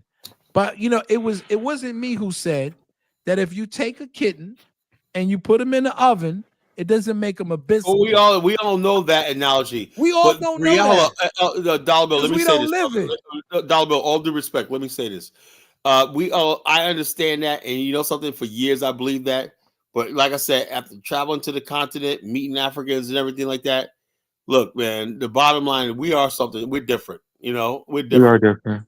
Outside of the continent, black people tend to identify with the race, right? Inside of the continent, they tend to identify with. Carla, I got a question for you, Carla. It's stupid. Carla, explain some of the differences between our cultures, man, because there is a difference. If we were here, listen. My whole thing is, with Africans is this differences. There's like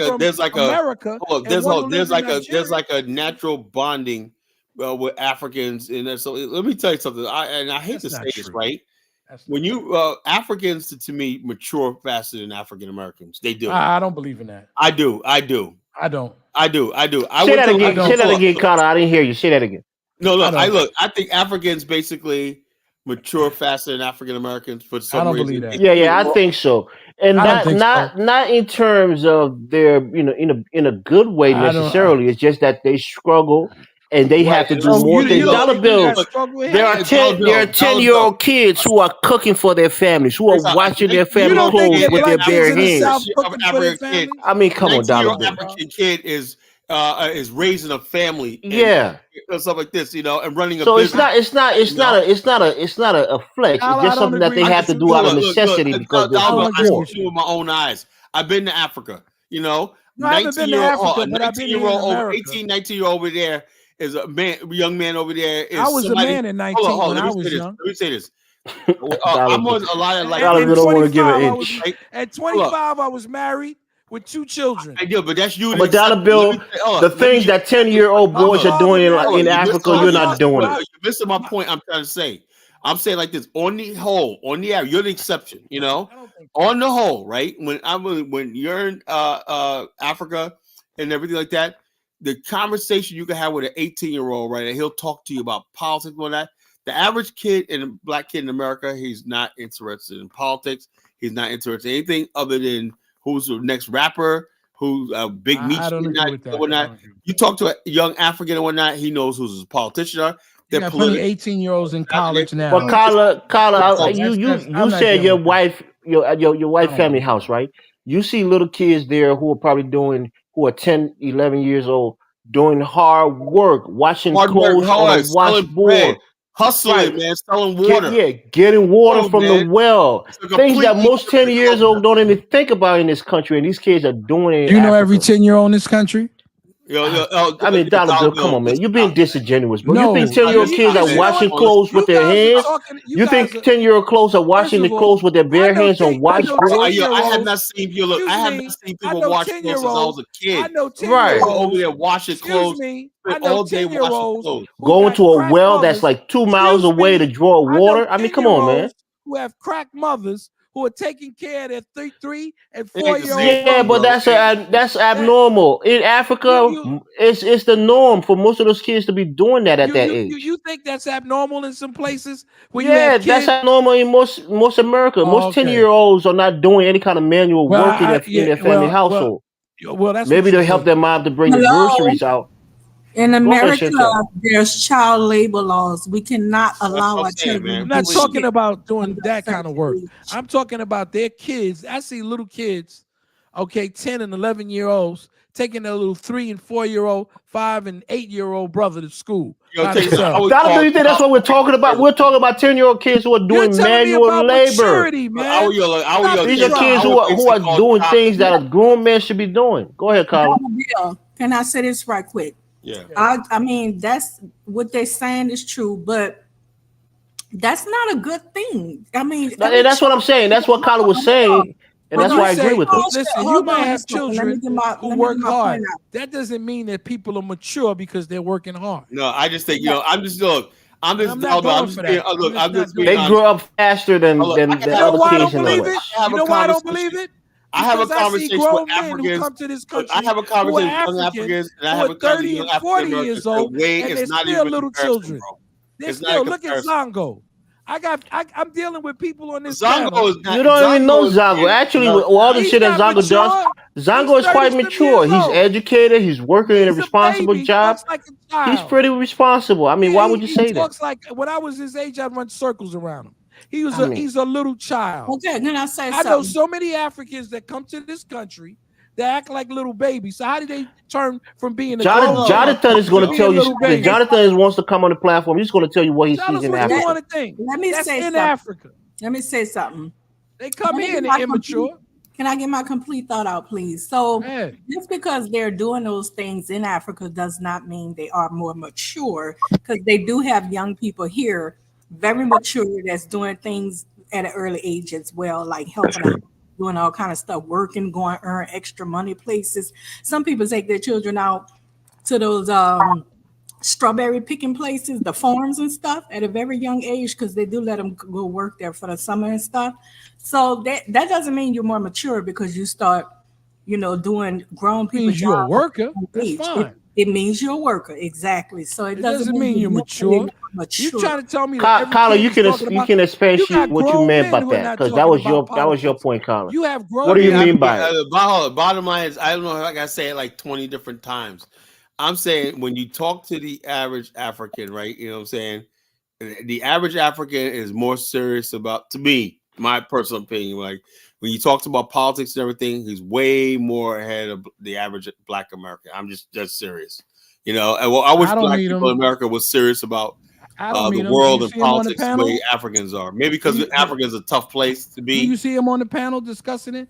Where are all the Africans who are so mature about politics representing themselves? Well, the bottom, Dollar Bill, you don't go. I'm in their social networks, right? We're not talking about adults. We're talking about 10-year-old kids, 15-year-old kids in Virginia. I'm saying I'm in their social networks and whatnot. I network with them and everything. I bet you I know all the BAO members, all the BAO members that are contributors and content creators are all from the continent. Yeah, but do you know about all the African American kids that are content creators?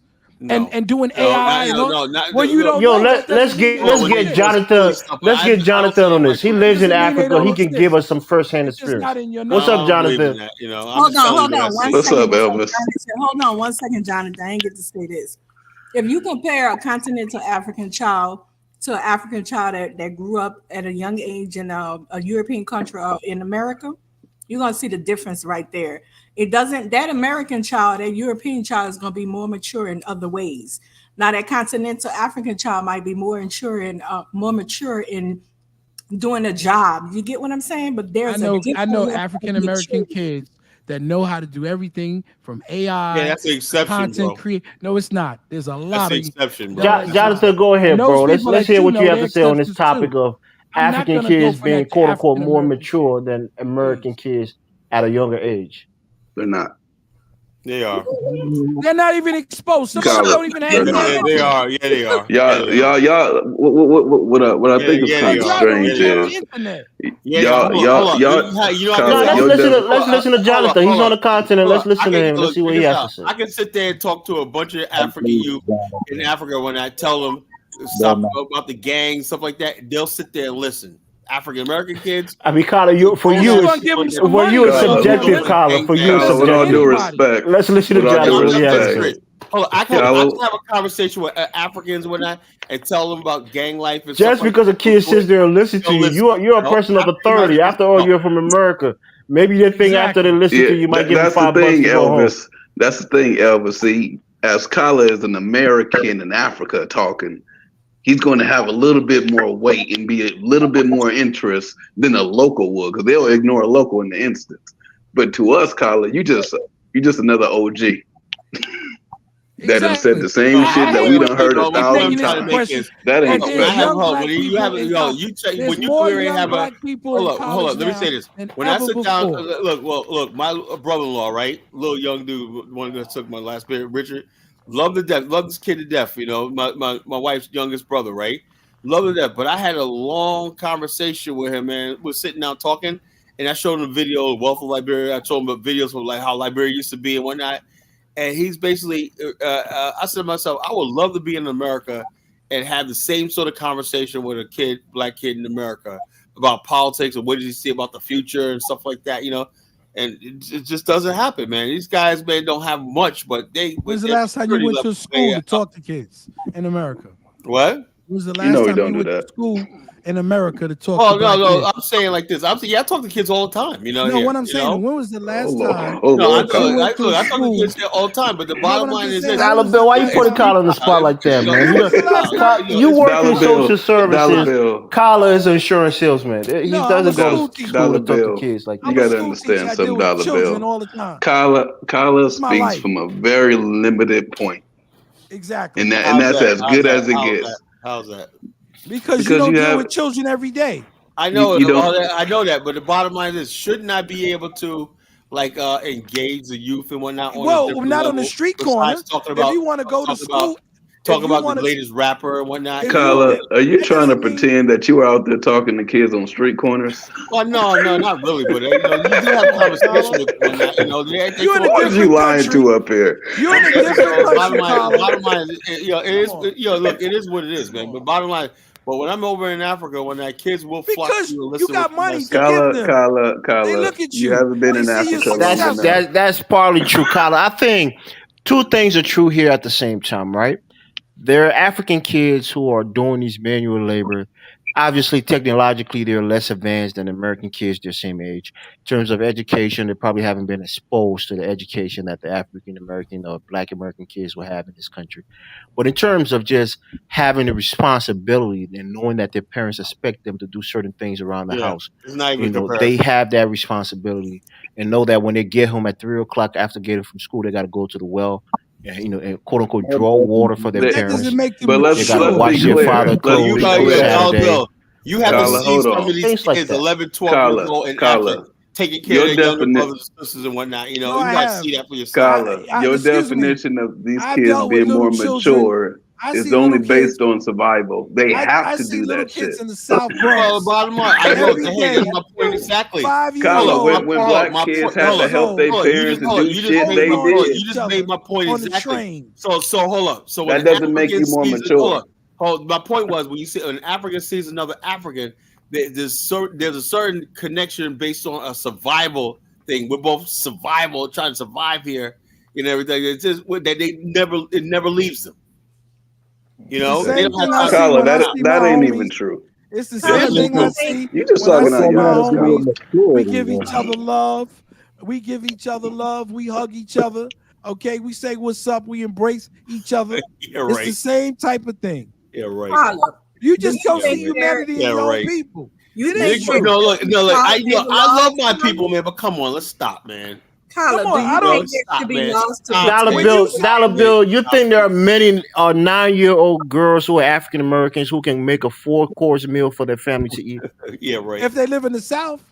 Yeah, I mean, I don't know about that. But Carla, you know this, right? There are 9-year-old, 10-year-old girls who are cooking. I got cooked for. They cook for me. House girls. Right. So I'm telling you, there are different kinds of chores and level of responsibility that's placed on little kids in Africa. Like that. Listen, I know. Now, just out of carrot, do y'all think that's okay? No, it's not okay. That's what I'm saying. Y'all are forcing y'all 9-year-old daughters to act like they wives. They are exposed to responsibilities at an early age. Now, what you talking about? That they shouldn't be exposed and it shouldn't be, and I agree with that. But the point is, they have more responsibilities at a younger age. So that makes them more mature. That's like saying kids that were enslaved in America were very mature and have very much responsibility. They're young. Hold on, let me tell you something. But maturity is also subjective. Right? Elvis, exactly. Let me tell you guys a story. I'll never forget when I was a kid, right? My grandma Overton, right? I hated going down south, man, because she was like all that stuff we had in New York and everything like that. So, man, I'm 8 and 9 years old. She put us out in the field. So y'all spoil right.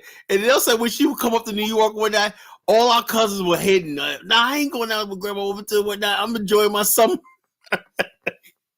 The way of the South was completely different from the so that's what I'm saying. It's regional situations. Right. And see, the thing is, when you represent that, and most people will say, oh, listen, our children are the most technological children on the planet.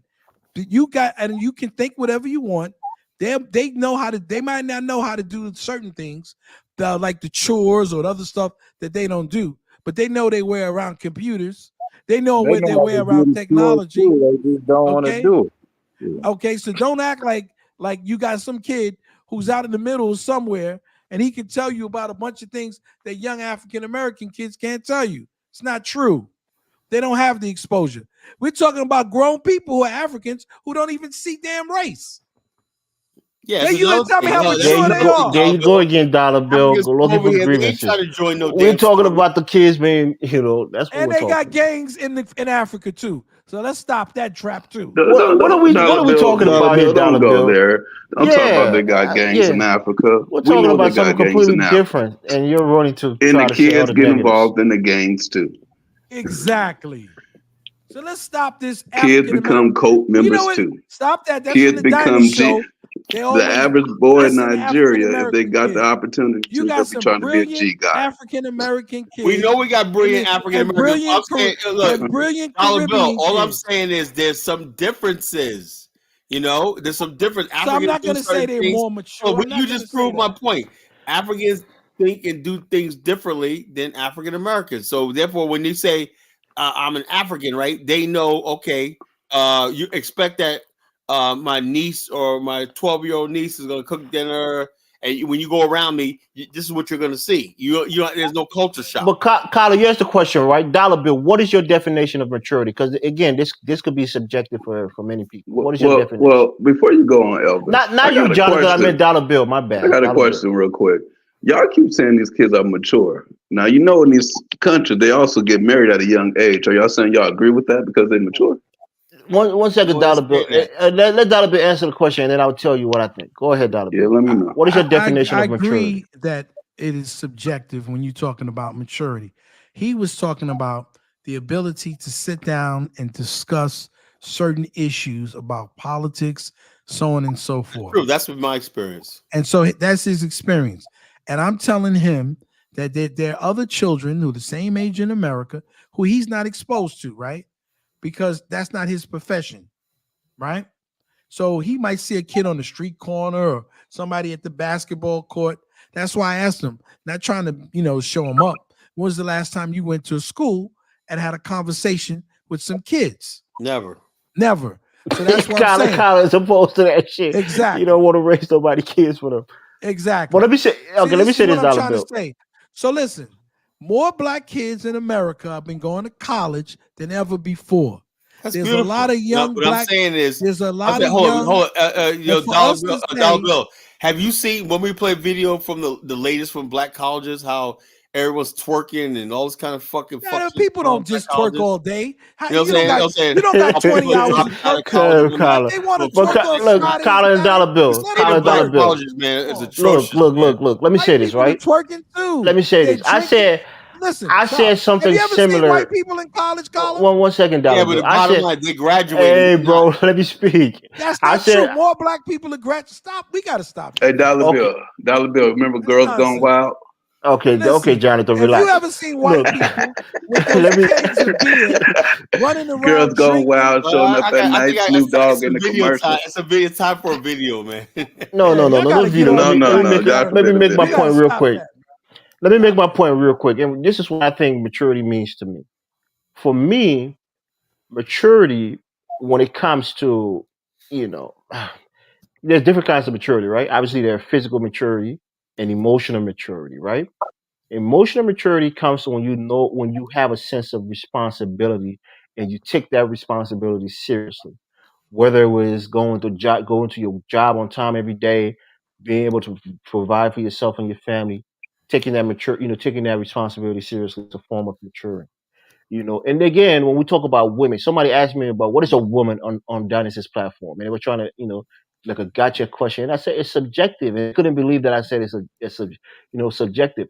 For me, the way I'll classify a woman, right? You can have a woman who is that's my biggest hater, right? Frenchie. Who is physically developed in terms of their body, but what if it's a woman who has a mind of a 7-year-old? Maybe she's mentally ill. Will you consider that to be a mature woman? Still a woman, man. What the fuck? No, because if the person might have a developed body, but if their mind is like that of a 7-year-old, and you as a man is touching on somebody who doesn't have the emotional, maturity of a woman, then I think, and that's what I'm saying. So these things could be a woman. It's a woman that has a mental illness. It's not am I touching her and all that. Who is that? Is that Ben? I don't know. Because again, for me, being a woman has to do with both physical maturity and emotional maturity. And so does a man. Right. So nobody wants to be with a woman who has a banging body but acts like a 10-year-old or 13-year-old. As a man, you don't find that to be somebody on your level. This is the reason why I didn't agree with Kala about Africans being so mature because. And that's what I'm saying. You're basing a woman based on physical maturity, right? So physical maturity in certain culture is at 13 years old.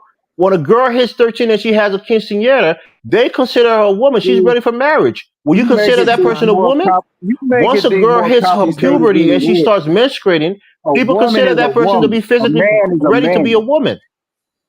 You know what I'm saying? The Hausas and the Fulanis in Nigeria consider them to be women, and they get married. Exactly, Jonathan. But you don't consider them to be women because guess what? Because their body hasn't fully matured. Not too long ago, it was the same thing.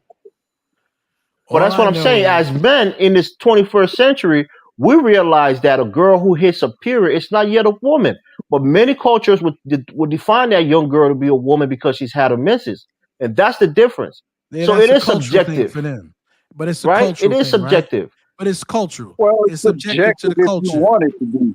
To the culture. What are you saying? Are you saying a girl after she has a menstruation is a woman, or are you saying when she fully developed breasts, it's a goddamn then she woman. becomes a woman? I don't know whether she's mature or not. It's a woman. What is she's what? What? You got to be careful. Don't say some crazy things on the platform tonight. What do you say? Say that again, Bantu. We didn't hear you. You said is a woman after 13 with a period, a woman. I said yes. So you would lay with a 13-year-old after they had a menses? Now you asking me a different question. No, because that's what I'm saying. As a man who is mature physically and mentally, you don't look at a 13-year-old as a woman. That's the difference. Or do you? It's a woman. Oh man. I'm not. Okay, I don't I'm not consider a talking 13-year-old woman I'm not at the talking age that I about am. would you lay with her, would you marry her? None of that. You ask, is it a woman? It's a woman. I mean, it's a child. Yeah, for me, it's a child. That's what I'm saying, and that's You know, the it's difference. funny that you guys are talking about this. Let me try to bring it down. Can I And bring not it a down a child to little you. temperature? Can I bring it down a little temperature? Nature says it's a woman. Okay, dog. We know how you think. Nature. No. We don't Let's go get by nature, right? That's why they have statutory rape and statutory laws in this country. Can I Yeah, say let something? Dollar Bill talk. Come on. Let's. You know, I How remember. many of y'all remember when your grandma and them used to have kids at 13, 14, and 15? Yeah, that's what I'm. Yeah, I'm that was gonna 100 allude years to. ago, bro. Now, That wasn't no That 100 wasn't no years 100 ago. years ago, Kyler. What the Stop hell lying. you talking about, dude? You know, It wasn't 100 years ago. My grandma was No, born it was not. years ago. Kyler, your grandma wasn't 100 years ago. Yeah, she was born in 1920. So what are you talking about? So I guess you guys are fine with the idea of a 50-year-old man marrying a 13-year-old girl in Africa, fine with that. and that's a fine thing for you. No, since I don't know how we got. Since How your did Black we get American here? grandparents used to How do did that we get here? 50 years How did ago. we get here? We got here because of Elvis, as usual. Can we go somewhere else? Because this is kind of degenerate for a while. No, that's what I'm saying. I don't want to go there, but this guy is saying it. You know, I have a 13-year-old niece. I don't consider her a woman. Let's talk about Frenchie. She's my biggest hater now. Thank you, Frenchie. I appreciate you. I appreciate you, sister. She's my biggest hater because she says everything I say is anecdotal.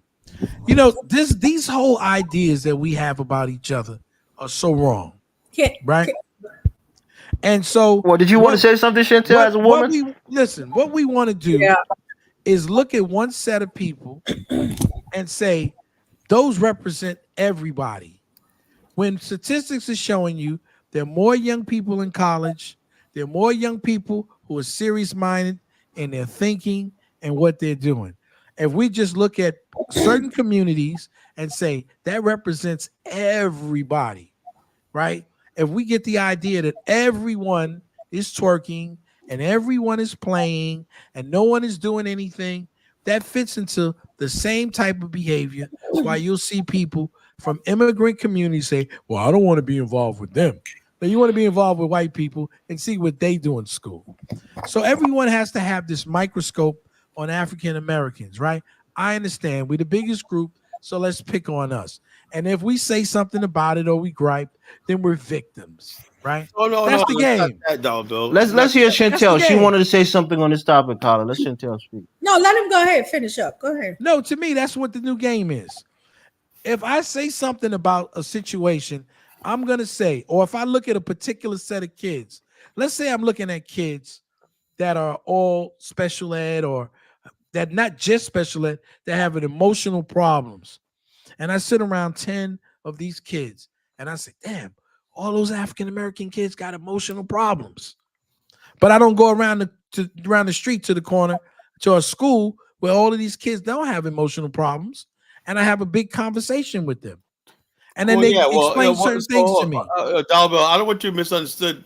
I'm thinking black people have a lot of problems. We have our strengths and goodness on in other ways. I'm just saying one of the things is Black America, we're a victim of our own success in America. Really.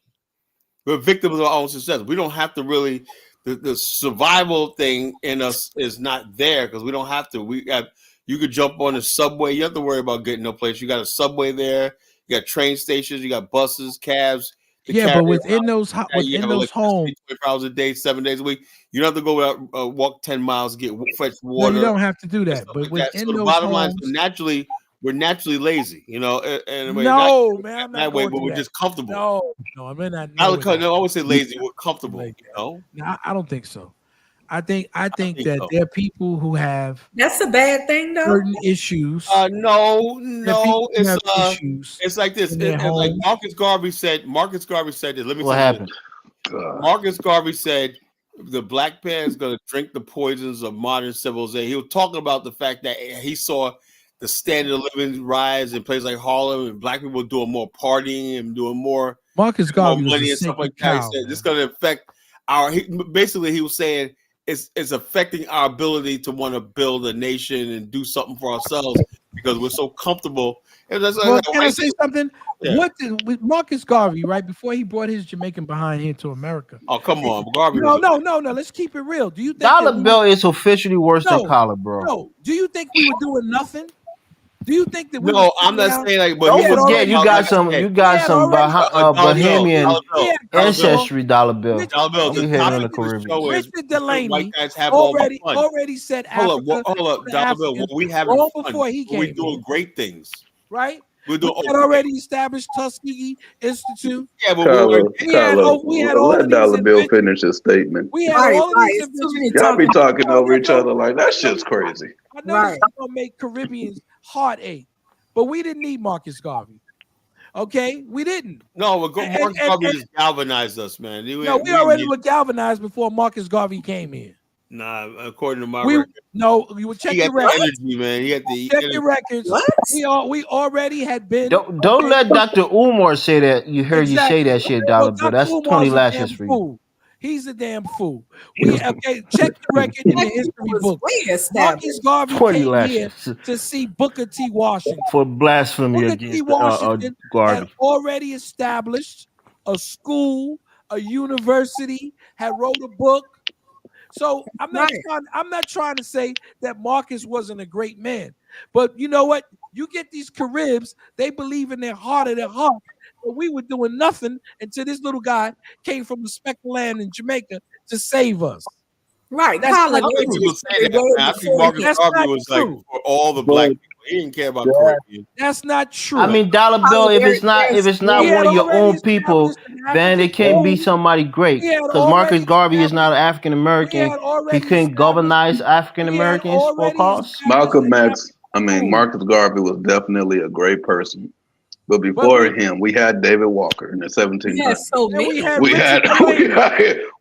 had too many other people before Marcus Garvey came. And I'm not saying he's the greatest of anybody. I'm just saying that he served a purpose in that time. But he was not somebody who paved the way. We're not gonna sit here and play those foolish games. No, we never said he paved the way. We're just saying he served a purpose in that time. He came when stuff was already being paved, and he participated. We're not about to do that there. That's disrespectful. Collar, way before Marcus Garvey, I know you know some history way before him. Slave abolitionists. Why should tell me talking like she lived in the civil rights era? No, sir, I don't need to know that Marcus Garvey was not. Hold on, I'm talking. I don't need to know Marcus Garvey was not the first pioneer of Black American leadership or something. Come on, we not at all. For him here. We're not saying that. People do not like him. Kind of like Garvey. That's all he's saying. I love Garvey too, but you know, Garvey was a strict Christian. He didn't, and he had a lot of ill problems about Africa. He said a lot of damaging things about Africa. And he parlayed with them which are the things that you guys are espousing today? So it's not that he was saying, but I mean, he wasn't as pro-African. He wasn't as pro-African. Supremacists. Okay, and he had friends. Look, who was better? Who was better for the black race? To America. Garvey or Martin Luther King? Listen, I'm not praising no person to say Martin Luther King or anybody else. All I'm saying to you is I hate the whole idea that some African Americans have adapted and Caribs who try to push it in our face that Marcus Garvey was a Jamaican and that we waited for him, to come here in the 20s to help us out. But that's the problem. It's this whole idea that you guys don't want anybody outside of your group to get any credit for anything good that African Americans benefited from. That's not true. That's what Dollar Bill is saying. He don't like the idea that Jamaicans are proud of the fact that Marcus Garvey started a movement that many African Americans, was a part of. We didn't start a movement, though. Let me ask you a question. Wait, hold on. Let's make it clear. Marcus Garvey did not start the movement. They coined the term for the movement. That shit already existed. And Richard Delaney had already said Africa for the Africans. So I'm sorry. Marcus Garvey took tangible steps to make that happen. Let me tell That's the y'all why difference. He bought a Elvis. ship. Who published the Negro World newspaper? Right. We I had want to tell newspapers y'all why before the Elvis is Negro saying World. this. Yeah, but who's the Elvis Negro No, but we're talking about for those We had specific purposes, Dollar black Bill, not because black you had some newspapers. newspapers. Excuse me, black newspapers. Matter of fact, not only did we have black newspapers before Marcus Garvey, we were even speaking. We're not just talking about black newspaper in general. We're talking about a specific purpose of unifying black people. The UNIA. I'm disappointed in Kala because Kala, you should know, that once Liberian ambassador Henry Highland Garnett was out there helping set up schools and telling black people to go into Africa and go into all these other places and unite. I know all that. I mean, What the hell? And that was well, just telling people is one thing, Jonathan. Building the ship and making it possible to go. Did he build the ship? Did Marcus Garvey build the ship? They bought the ship, right? He rented or brought some ships that weren't even Oh Lord. The bottom line is, and before that, Henry Highland Garnett was sending people to Africa and going to Africa. We had been he came late already. Just say he helped coin the term Pan-African. That's just about it. Hold up, my novel talked about that. The 1878 Charleston, South Carolina X's, the purchase of the Azor ship. That's my novel. So I know about all that. You sing it to the choir. Okay, so we're gonna have a conversation. We're talking all over each other. Because these Caribbeans keep thinking in their mind that if it wasn't for Marcus Garvey, there would not be no Pan-African. They do think that. But you know what black Americans think also, Dollar Bill, and you have espoused the same thing about South Africa. You say that black people went to South Africa to fight for freedom, but before you guys went there were already people on the ground who was fighting to end apartheid. So people use that shit all the time to try to claim credit for some shit. Have any money. Y'all didn't have any money. See, there you go now. They didn't have any money. They didn't have this, and you guys came and saved the day. When Jamaicans try to say something about Marcus Garvey, you get butthurt about it. Absolutely not. Those South Africans fought for their freedom. We just assisted, and that's just about it. No, tell that to Dollar Bill because she's trying to say another thing that they didn't have any money. They didn't have this without the black American money. It wasn't going to happen. Can I speak? Because apparently, dang. Okay, we need to take turns because you guys are talking. When people come to hear the video, they're not gonna be able to hear anything. Let's not be emotional, fellas. So emotional. All right. That was for you, Dollar Bill. Now she trying to sing to me. Go on. That was for you, Dollar Bill. Right here, I want to address trying to tell the Supreme. Elvis, I think that you're saying that because you want to be a leader of Black America. And I was saying you want to be of Black America, of African America, but certainly not Black America. Do you guys think he can lead Black America? Why would you even say that? Hold up. When Elvis changes his weird views with some liberal-ass views, yes. That we had in the past or not, who knows? Give him a shot, It can't get any worse. I mean, Chantel to say that. You're not going to lead no real African Americans, baby. But why would you even say that, Chantel? I don't get it. Chantel, we got Farrakhan, 92 years old, and the bottom line is no nation, no nothing like that. He's still talking about the Jews at 92. Baby, but this the difference. Okay. Farrakhan is all for us. Elvis how do you know that? Is for his people. Chantel, you think I'm not for Black people? How you know that? No, Carla, let's address this. There's some accusations being levied against me. I want to hear it, Carla. I gave Farrakhan tribute all night, but I said, look, I've outgrown him and everything like that. He's 92 years old, and he's basically he threw the Black nationalist movement under the bus. I remember that he said that Black nationalists. Carla, who do you think is the natural heir to that throne? You think it's what's the dude's name? Reza Islam? Elvis, I would say something right now. It's gonna piss everybody on the panel.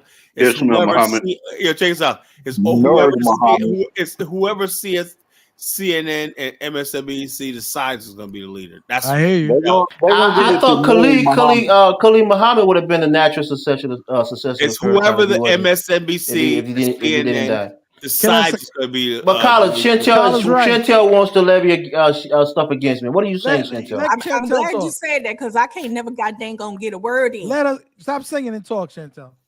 Okay, so Kyla, to you, sir, I'm a real Black American all the way through, baby. My people came. We don't come Ooh, from tell me.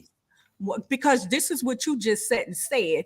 Elvis is an immigrant, sir. Oh, Elvis, what? I come from the hood, sir. Black. You just perpetuating stereotypes of Afro-Dominants. Hold on. I know African people, African Americans. Ain't no motherfucking real African American. Kyla is a northerner.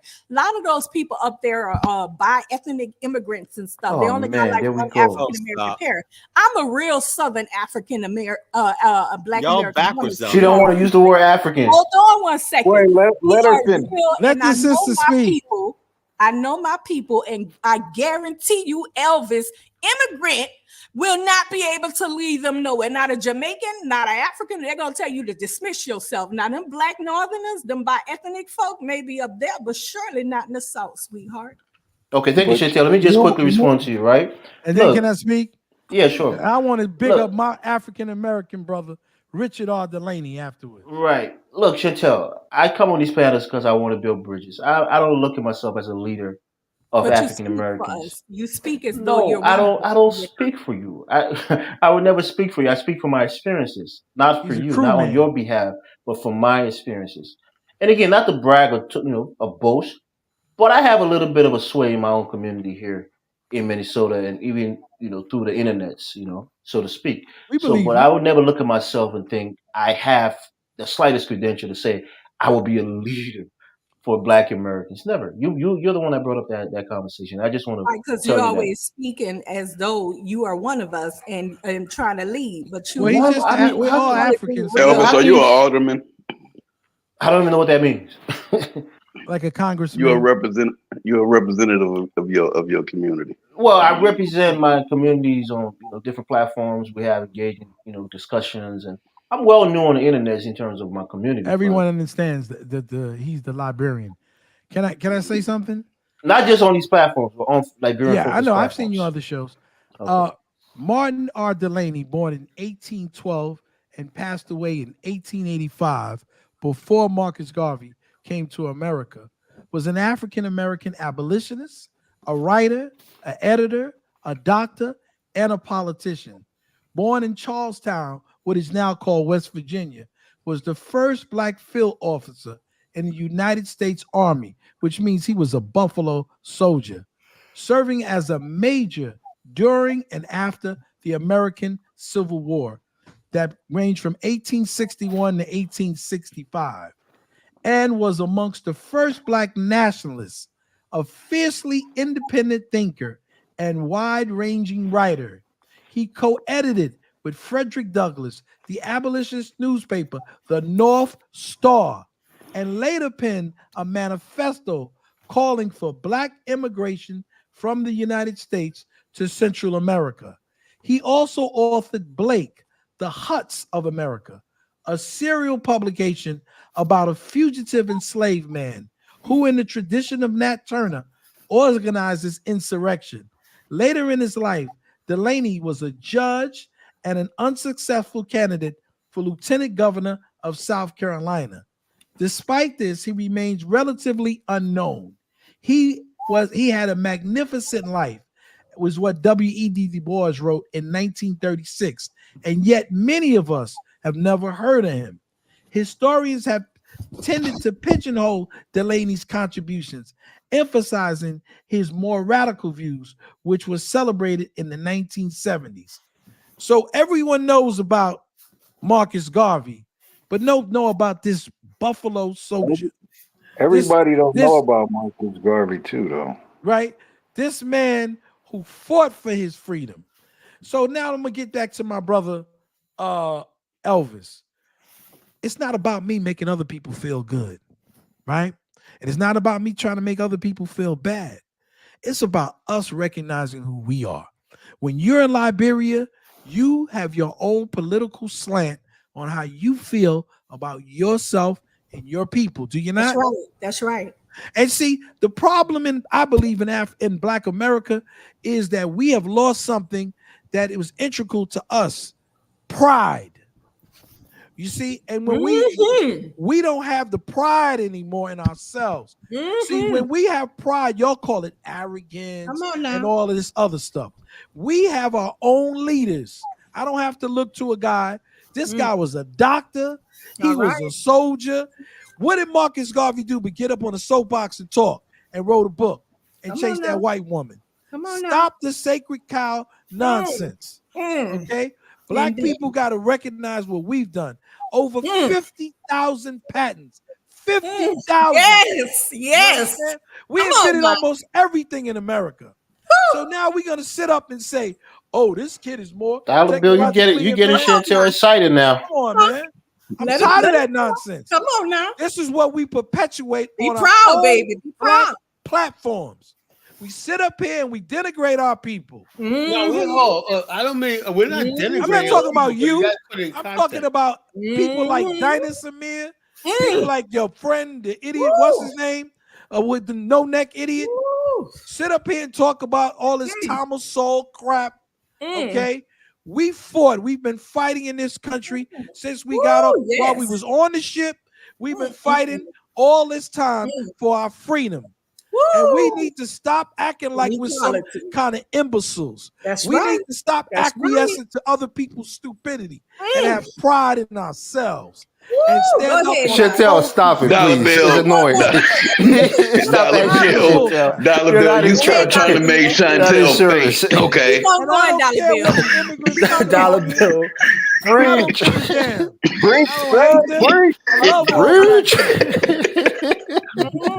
Rise, boo. Burn to the mountaintop. That's right. Remember who you are. I love myself first. That's right. Say anything you want to, but Martin Luther King, he paid for his stuff with his life. I might not agree with what he did, but he was no punk ass nigga. He got out there and he fought and he did it and he put his ass on the line and he put his life on the line. Are you drunk tonight? Relax. He clearly didn't have to. That's right. He didn't have to. He had a Dollar Bill playing to Chantel. He wants her approval. Stop it, Dollar Bill. We get it, bro. Nobody ever talks down on African American on this panel, especially myself. No, we know what it is because we keep talking this nonsense about what people think. We shouldn't give a damn. We didn't care what white people think when we went out there and we were marching and getting our heads bashed in. What do we care if somebody doesn't feel a certain type of way? You know, you get down and you get run over. That's all. Okay. You get down and you lay down. Oh man, Dollar Bill, stop playing to the choir, man. We get it. Chantel is impressed. She got it. I'm not talking about Chantel. Don't be saying you dig like Tariq, man. Don't go down there, right? I've been saying you dig long before. He ain't playing in no game or nothing. We speaking truth, sweetheart. We have to stop this stupid nonsense. This is truth for real. It's truth. I see it. You know what I see in our own communities? We act like we can't even fry chicken no more. We got to go to the Chinese man to fry chicken. Really? What is going on with Chantel today? God, I think you need to time her out for like a couple weeks. Dollar Bill talk. We got barbers. I used to go on Saturday morning to a black barber and get my hair cut. Now I got to go to Jose and get my hair cut. Dollar Bill, you're the king of grievances, bro. This is your wheelhouse. Keep going. I'm talking about my own people. I'm not blaming anybody. This is grievances. He can't get his hair cut by black barbers. I have black barbers all over my city here, bro. See, come on. I told y'all you can't leave black people, honey, because you do not respect our black culture. People think that everybody. Like I said, I'm not trying to leave black people. I'm saying Dollar Bill looks for little things to gripe about, bro. Talking about talking about barbershops. Whose fault is it that you don't have barbershops that's ran by black people? Whose fault is that? Like our people can't do anything any damn more. Grievances by talking about our history. What? We're people. That's not what I said. Yeah. That's what you act like. No, he's talking about barbershops that he can't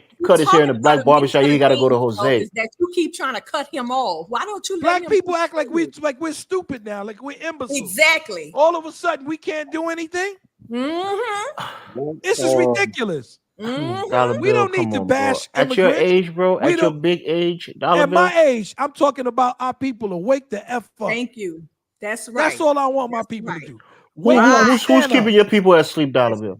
We are. We're allowing people to put us to sleep with their first of all, you clearly don't understand our history because everything he's saying is the truth. And you think he making grievances, but it's not. It's our history, what he is saying. That's why the youth is angry with us. Hold on, Dollar Bill. Now let me say, let me interject right here. Yes, sir. Now, now when we say African, right? What Dollar Bill said was 100% right. Do you know 2 Africans listening to him probably won't understand a damn thing he just said? Who? You know, they're like this. So you understand what he said? You understand what that brother said? No. You said, yeah. Are you from Africa? Yeah, I'm from Africa. Well, yeah, we're Africans. Why? Because Africans do not understand the racial dynamics of this country. That's what bonds them together when they get here. Like Elvis. No, Elvis. Elvis. I don't know what your beef is with me, my sister. Hold on. I don't have any smoke for you, Chantel. I don't know why you. Elvis does. Why you always looking for smoke? Elvis is not the typical African, but he fluctuates between these 2 worlds. I know he fluctuates between 2 worlds where he understands the African mind and he understands African Americans. No, he has a unique experience. No, he doesn't. Yes, he does. He does. No, I don't understand African Americans to a certain extent. But I can empathize and sympathize with your issues. Thank you. I agree with that part. Yeah, but most Africans who don't understand this at all can't empathize because they're saying, "Oh, look at all this plentiful land and everything like that. Y'all should be here and everything." Not realizing that 100 years was spent waging war against us. There was a real war against Black America inside this country. I'm so proud of you, Dollar Bill. Good job. Thank you. Sir. 100 years of war was waged against Black America. You did that. Dollar Bill got a big ass grin on his face right now. No, I'm not grinning. Listen, we have to take collective responsibility for the things that we've done in our own community. And so we have to get the respect back from our sisters. We got to get the respect back from our children. That's why they don't want to deal with us. Because I was drunk. Okay, because I don't drink or smoke. I don't even drink. She might be drunk on a different kind of drink, not alcohol. You say that weed? You smoke weed? I don't drink or smoke anything. That's what I'm saying. I'm not saying you're drunk on liquor. You might be drunk on a little bit of confidence. 14 years, no sex, no drink, no smoke. What the hell are you talking about? She been celibate. I thought you said you got a man, Chantel. You just told me you had a man. You've been celibate for 14 years. It's over. This belongs to the Lord, honey. This is celibate. Don't start Jonathan on. No drink. Don't even drink. Chantel, you know my initials are the same as Jesus Christ, right? Jonathan, you out of pocket, dog. Frenchie saying now. Send her a ticket to Edo State, Jonathan. Can I say this? Frenchie said something. Oh, so your women don't respect you. You know why they don't respect us? Because they got to go to other men to get employment. This is what I'm talking about. This is the grievances again. Who said that Black women don't respect Black men? It's just the quality of men that you are that demands respect from a woman. Come on, Dollar Bill. No, I'm gonna take responsibility. Because you know what?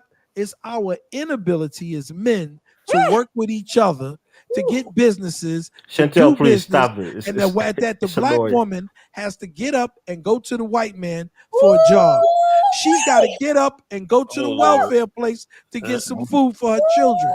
Dollar Bill, the Asian woman has to go to the white man for a job. The Indian woman has to go to the white man for a job. I wouldn't respect you and their men don't complain about their women not respecting them. Come on. Listen. All right. People respect you who you can do something for. If you can provide for them and the children are angry. And at first I used to get mad at the young people, the young brothers, right? Until I realized that they were right. We hadn't been doing what we were supposed to do. Like you said, Kala, we got too comfortable. We did. We got comfortable, right? We started worrying about the bag. We started worrying about the money. People want to be like Jay-Z. People want to be like P. Diddy, acting like they real scholars, reading their books on Decoded, right? And we forgot about the children. And so the children have to live. Yo, check us out. We were all like, Ben, mother F the children. Give me my fuck you. Give me my reparation check. That's crazy. It's like, mother F the children. Come on. And so who's going to respect us if they don't take us serious? Dollar Bill, you don't think you have respect in your household or as a married man? That's not what I'm talking. All those years you didn't get respect from your wife? No. You know what? I get respect because I earned the respect. Right. And many Black men get respect when they But it's not just that. I'm talking about it's not me as an individual. See, that's the problem with us. One thing I can say is that Africans you know, and I hate I'm gonna have to give up dollar Baruti. bill relationships are individualistic. Can I say something? Women don't just respect men in general if that man is not worthy of her respect. That's the difference. Dollar Bill's on a roll. I want to hear this. Go ahead. You know what? Me too. I gotta say this, because I battle with my brother on a regular basis. You doing Baruti? Brother Baruti, I was just arguing with him about some final points in his book. Oh no, he got a book coming out. God, he's got plenty of books. You know, he'll tell you. Help us, Kyler. You think you're the only author, man? Come on. I am the only author. He's right. You know, there's a lot of things that we can learn from Africa, right? And I hate to say it, and don't get angry and ban me off the show. Ubuntu is definitely. I've been doing my research. Is definitely. It's something. You know what Lozy said? It's some. Let's do dollar how you gonna interrupt the person you just said you don't want nobody to interrupt? Yo, Lozy said Ubuntu is a bunch of dusty niggas. No, it's not. Around, it's not. We gotta stop that. Let's share the money. No, it's not. It's not just about sharing money. So it's about one thing I can say, right? And where African immigrants will come to America, even though they don't have as much money or technology as we do, they understand that they have to work together to achieve something. That's right. This is what a lot of immigrants know. They understand that. Whereas you and I will say, we will scoff at the idea, okay, of a bunch of us living in a house together. Yourself. Right? We will scoff at that idea. You gotta get yourself. I was like, well, how do you get that, brother? You ever see older brothers dollar bill back in the days? Yeah. You can get it. You can get it. Well, show me how. Yeah, and see, that's the problem. See, the problem is that we don't practice cooperative economics, right? No, because of the jealousy and the envy. You ain't get one up on me. I got a friend who's not talking to me right now. I've known this guy since the 6th grade. He's actually angry with me because we're both sports fans. He likes the Lakers and I like the Knicks, and so we got a couple of new guys in. He stopped talking to me because he don't want me to talk about how good the Knicks are going to be. But for 50 years, he's been telling me how bad we are. Right? Y'all still bad. So you guys got our reject, bro. You ain't gonna do nothing. And this is a we don't want Carl man. Anthony, bro. This is a professional man. So what I'm trying to explain to you is what we need to do. And I've been listening to the brother about Ubuntu. I don't have a problem with us developing and seeing how we can work together and develop some ideas, because Africans do have that advantage. When they come here, their woman, okay, they got their woman in check. I know this women are loyal. I don't want to hear that. I don't know if they're loyal. They just got them in check. Yeah, loyal. They got them in check. Man, y'all living in fantasy world. You said who's loyal? You said the African, Carla, you said the African women are loyal? Hold on. Compared to the women in America, yeah, they are. That is not true, Carla. That is not true. That is not true, Carla. I mean, Carla, you've probably been cheated on so many times you've been traumatized, bro. That is not true. Elvis. Don't just start the personal I stuff. 100% guarantee that shit. No. What I said, Jonathan, you guarantee This is what I'm talking about. Get personal. We're not about to play this game. I know. Carla, he's guaranteed you're being cheated on. What I'm saying to you is no, that's not what I was saying. I said Carla's probably been cheated on so many times by Black American women. He's traumatized. Elvis, just think about it. When the African comes here, his woman, I don't know, it's not always for long. Because some of them African men are busting women upside the head, man. What the fuck? Yeah, Carla, what is wrong with you, bro? You think? Why do you? I want to hear why Carla thinks African women are more loyal to their men than African American women. Because he crazy. Y'all got to talk some shit. Now, go ahead, Carla. What do you think? Why do you think African women are more loyal? I'm just saying. The fact of the matter is, like our women over here and whatnot, you know. This is nothing that bothers me to end like that, right? Okay, you with a girl, she's like 30 years old, whatnot. Her friends are telling her, you're too young to be tied down by him and whatnot. 30 years fucking old, whatnot. Only in America. Where you Carla, you were 30 years old and wanted to marry an 18-year-old? No, asshole. The girl was 30 years old, you know?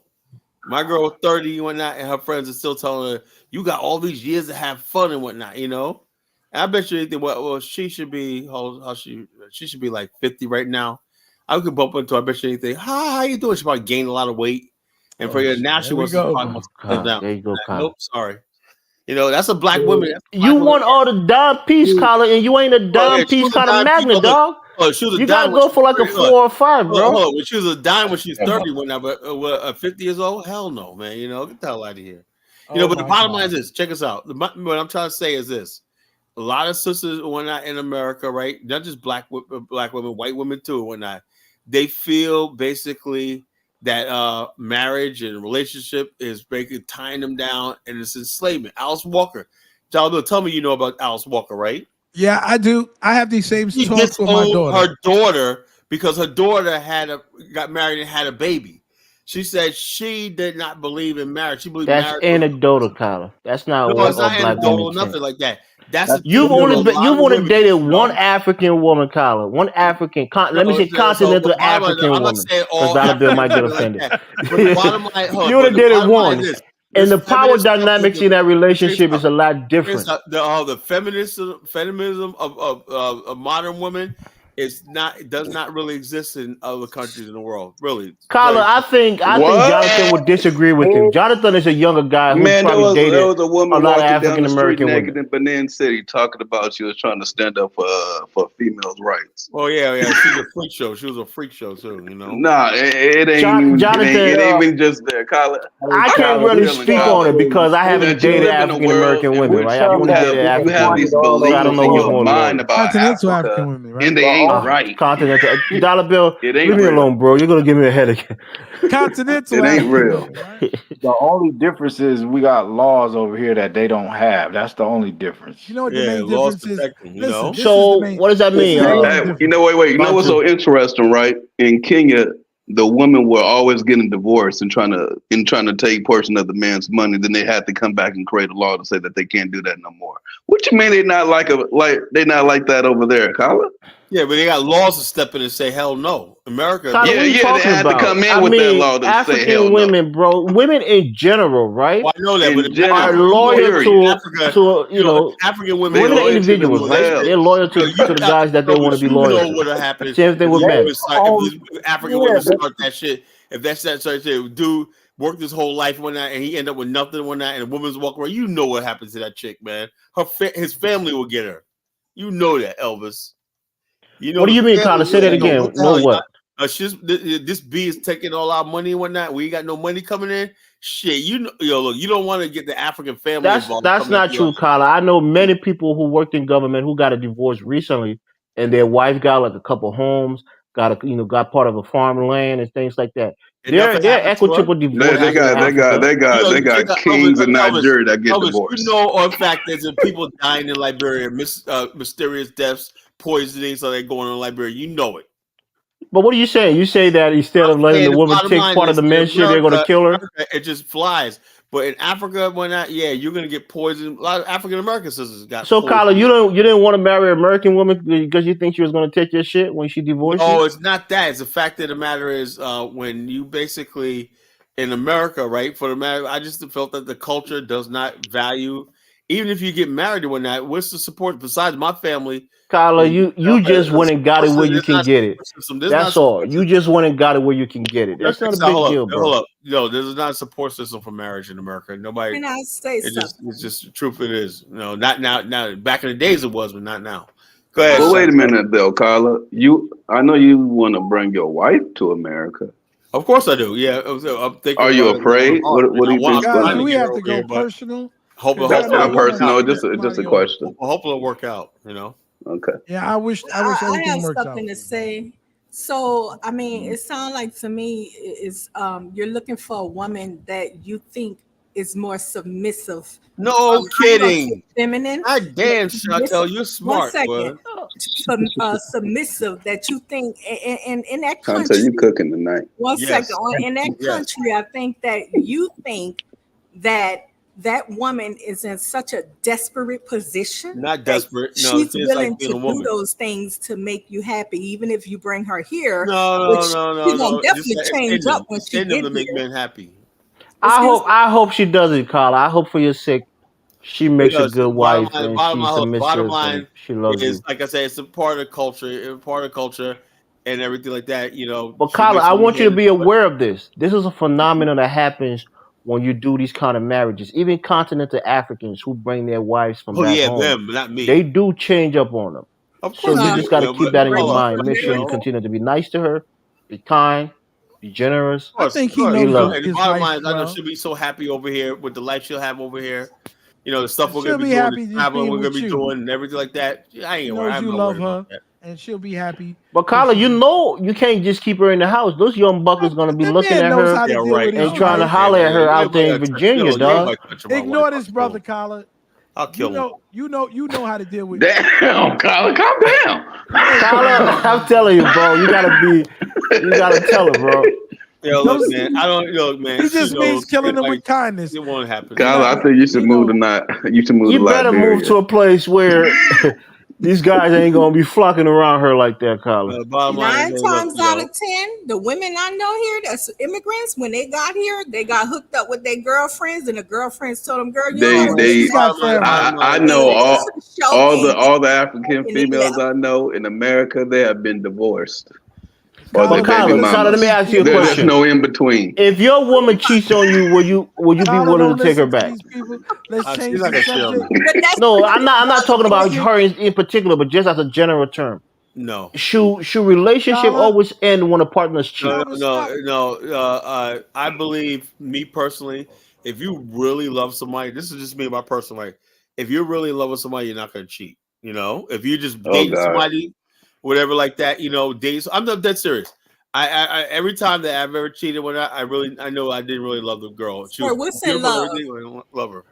Have there been women that you've never cheated on, Kyla? Hold on. When I'm in love with somebody, when I'm deeply in love with somebody, when I can't even think about cheating, you know. Sir, you wouldn't even be in America. I don't care what it is. I know how to resist, whatever like that.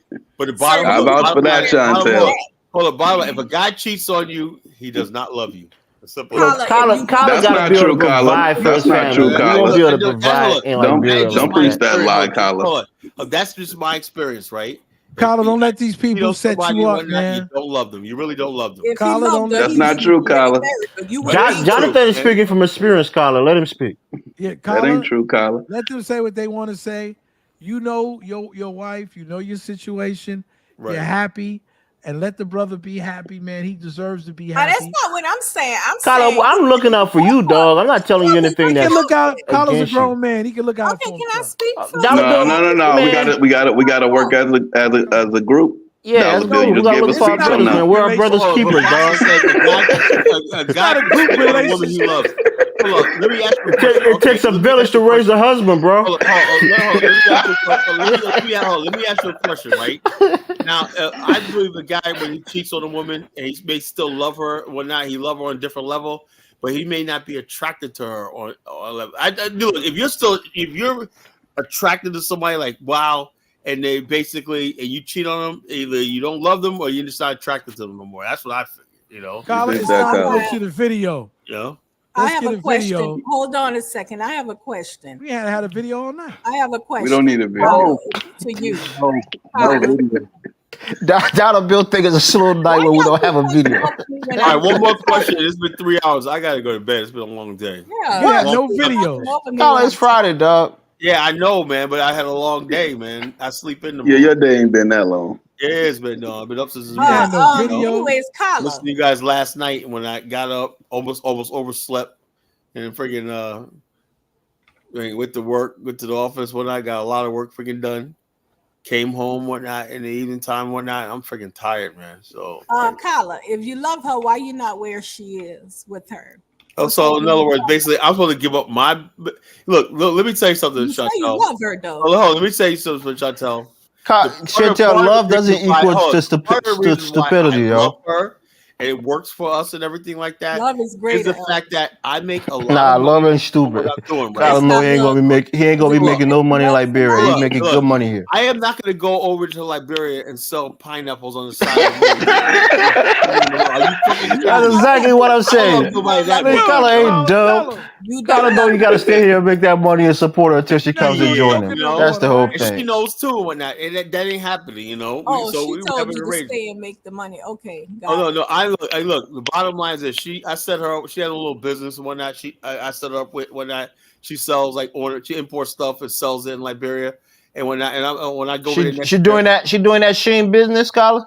Well, she sells like stuff that they make. Her and her partner makes in Ghana, like everything from take bamboo cups and whatnot. Like cups, like mugs and stuff like that. She does all kinds of stuff that she makes, and she sells it. I'm gonna help her get it on eBay and Spotify. Yeah, Carla, you're empowering your woman. That's what we like to see. Building strong families. We love that. I'm looking into building my own humidor in Liberia.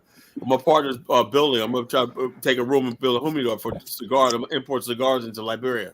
You gonna get like a little I don't mean to tell my business, but cigar, like she could sell. See, Chantel Collins building long distance, and he has his village here with us, and we're helping to raise her husband. Bottom line is this: this time I only say I'm gonna say the month this year.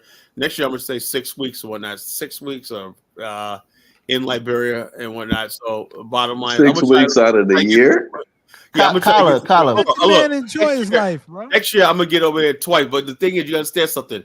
I do not want to go during rainy season. There's only the seasons. Bro, Collar don't got unlimited PTOs, bro. What are you talking about, Jonathan? I'm not going to rainy season. No, bro, don't got unlimited paid time off. You gotta accumulate that those is time a off. businessman, okay? A business owner. Bottom line is this. Stop it, Jonathan. They got Wi-Fi in Liberia now. Rainy season. They got Wi-Fi in Liberia. October, whatnot. So the window of opportunity of going there is very, very short. Yeah, you gotta go in. You gotta go in the dry season if you want to have some fun. The rainy season is a mess. Liberia is beautiful. You don't want to go there during the rains. From October to what, Colin? October. It's to April, not to like April to. No, it's from like July to November, October. From July to rainy season starts in April. The end of April.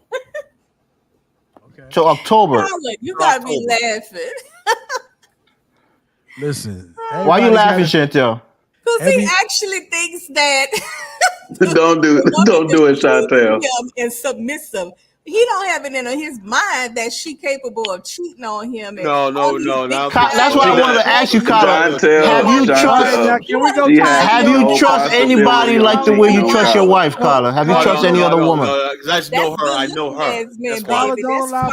See, Colin built trust, Chantel. That's a good thing. He trusts his woman. Such hoes, they automatically think every woman got a freaking hot in the ass, they gotta run around and whatnot, That's the last thing on her mind. Whatnot. The only thing she likes is me. That's a lie, Carla. Oh, the only thing she likes in this world is me. Carla, don't be saying shit like that, dog. That's a Liberian woman. Don't think like that, Carla. The only thing she thinks about 24 hours a day, 7 days a week is me. No, Chantel, let him stay asleep. Man, Carla.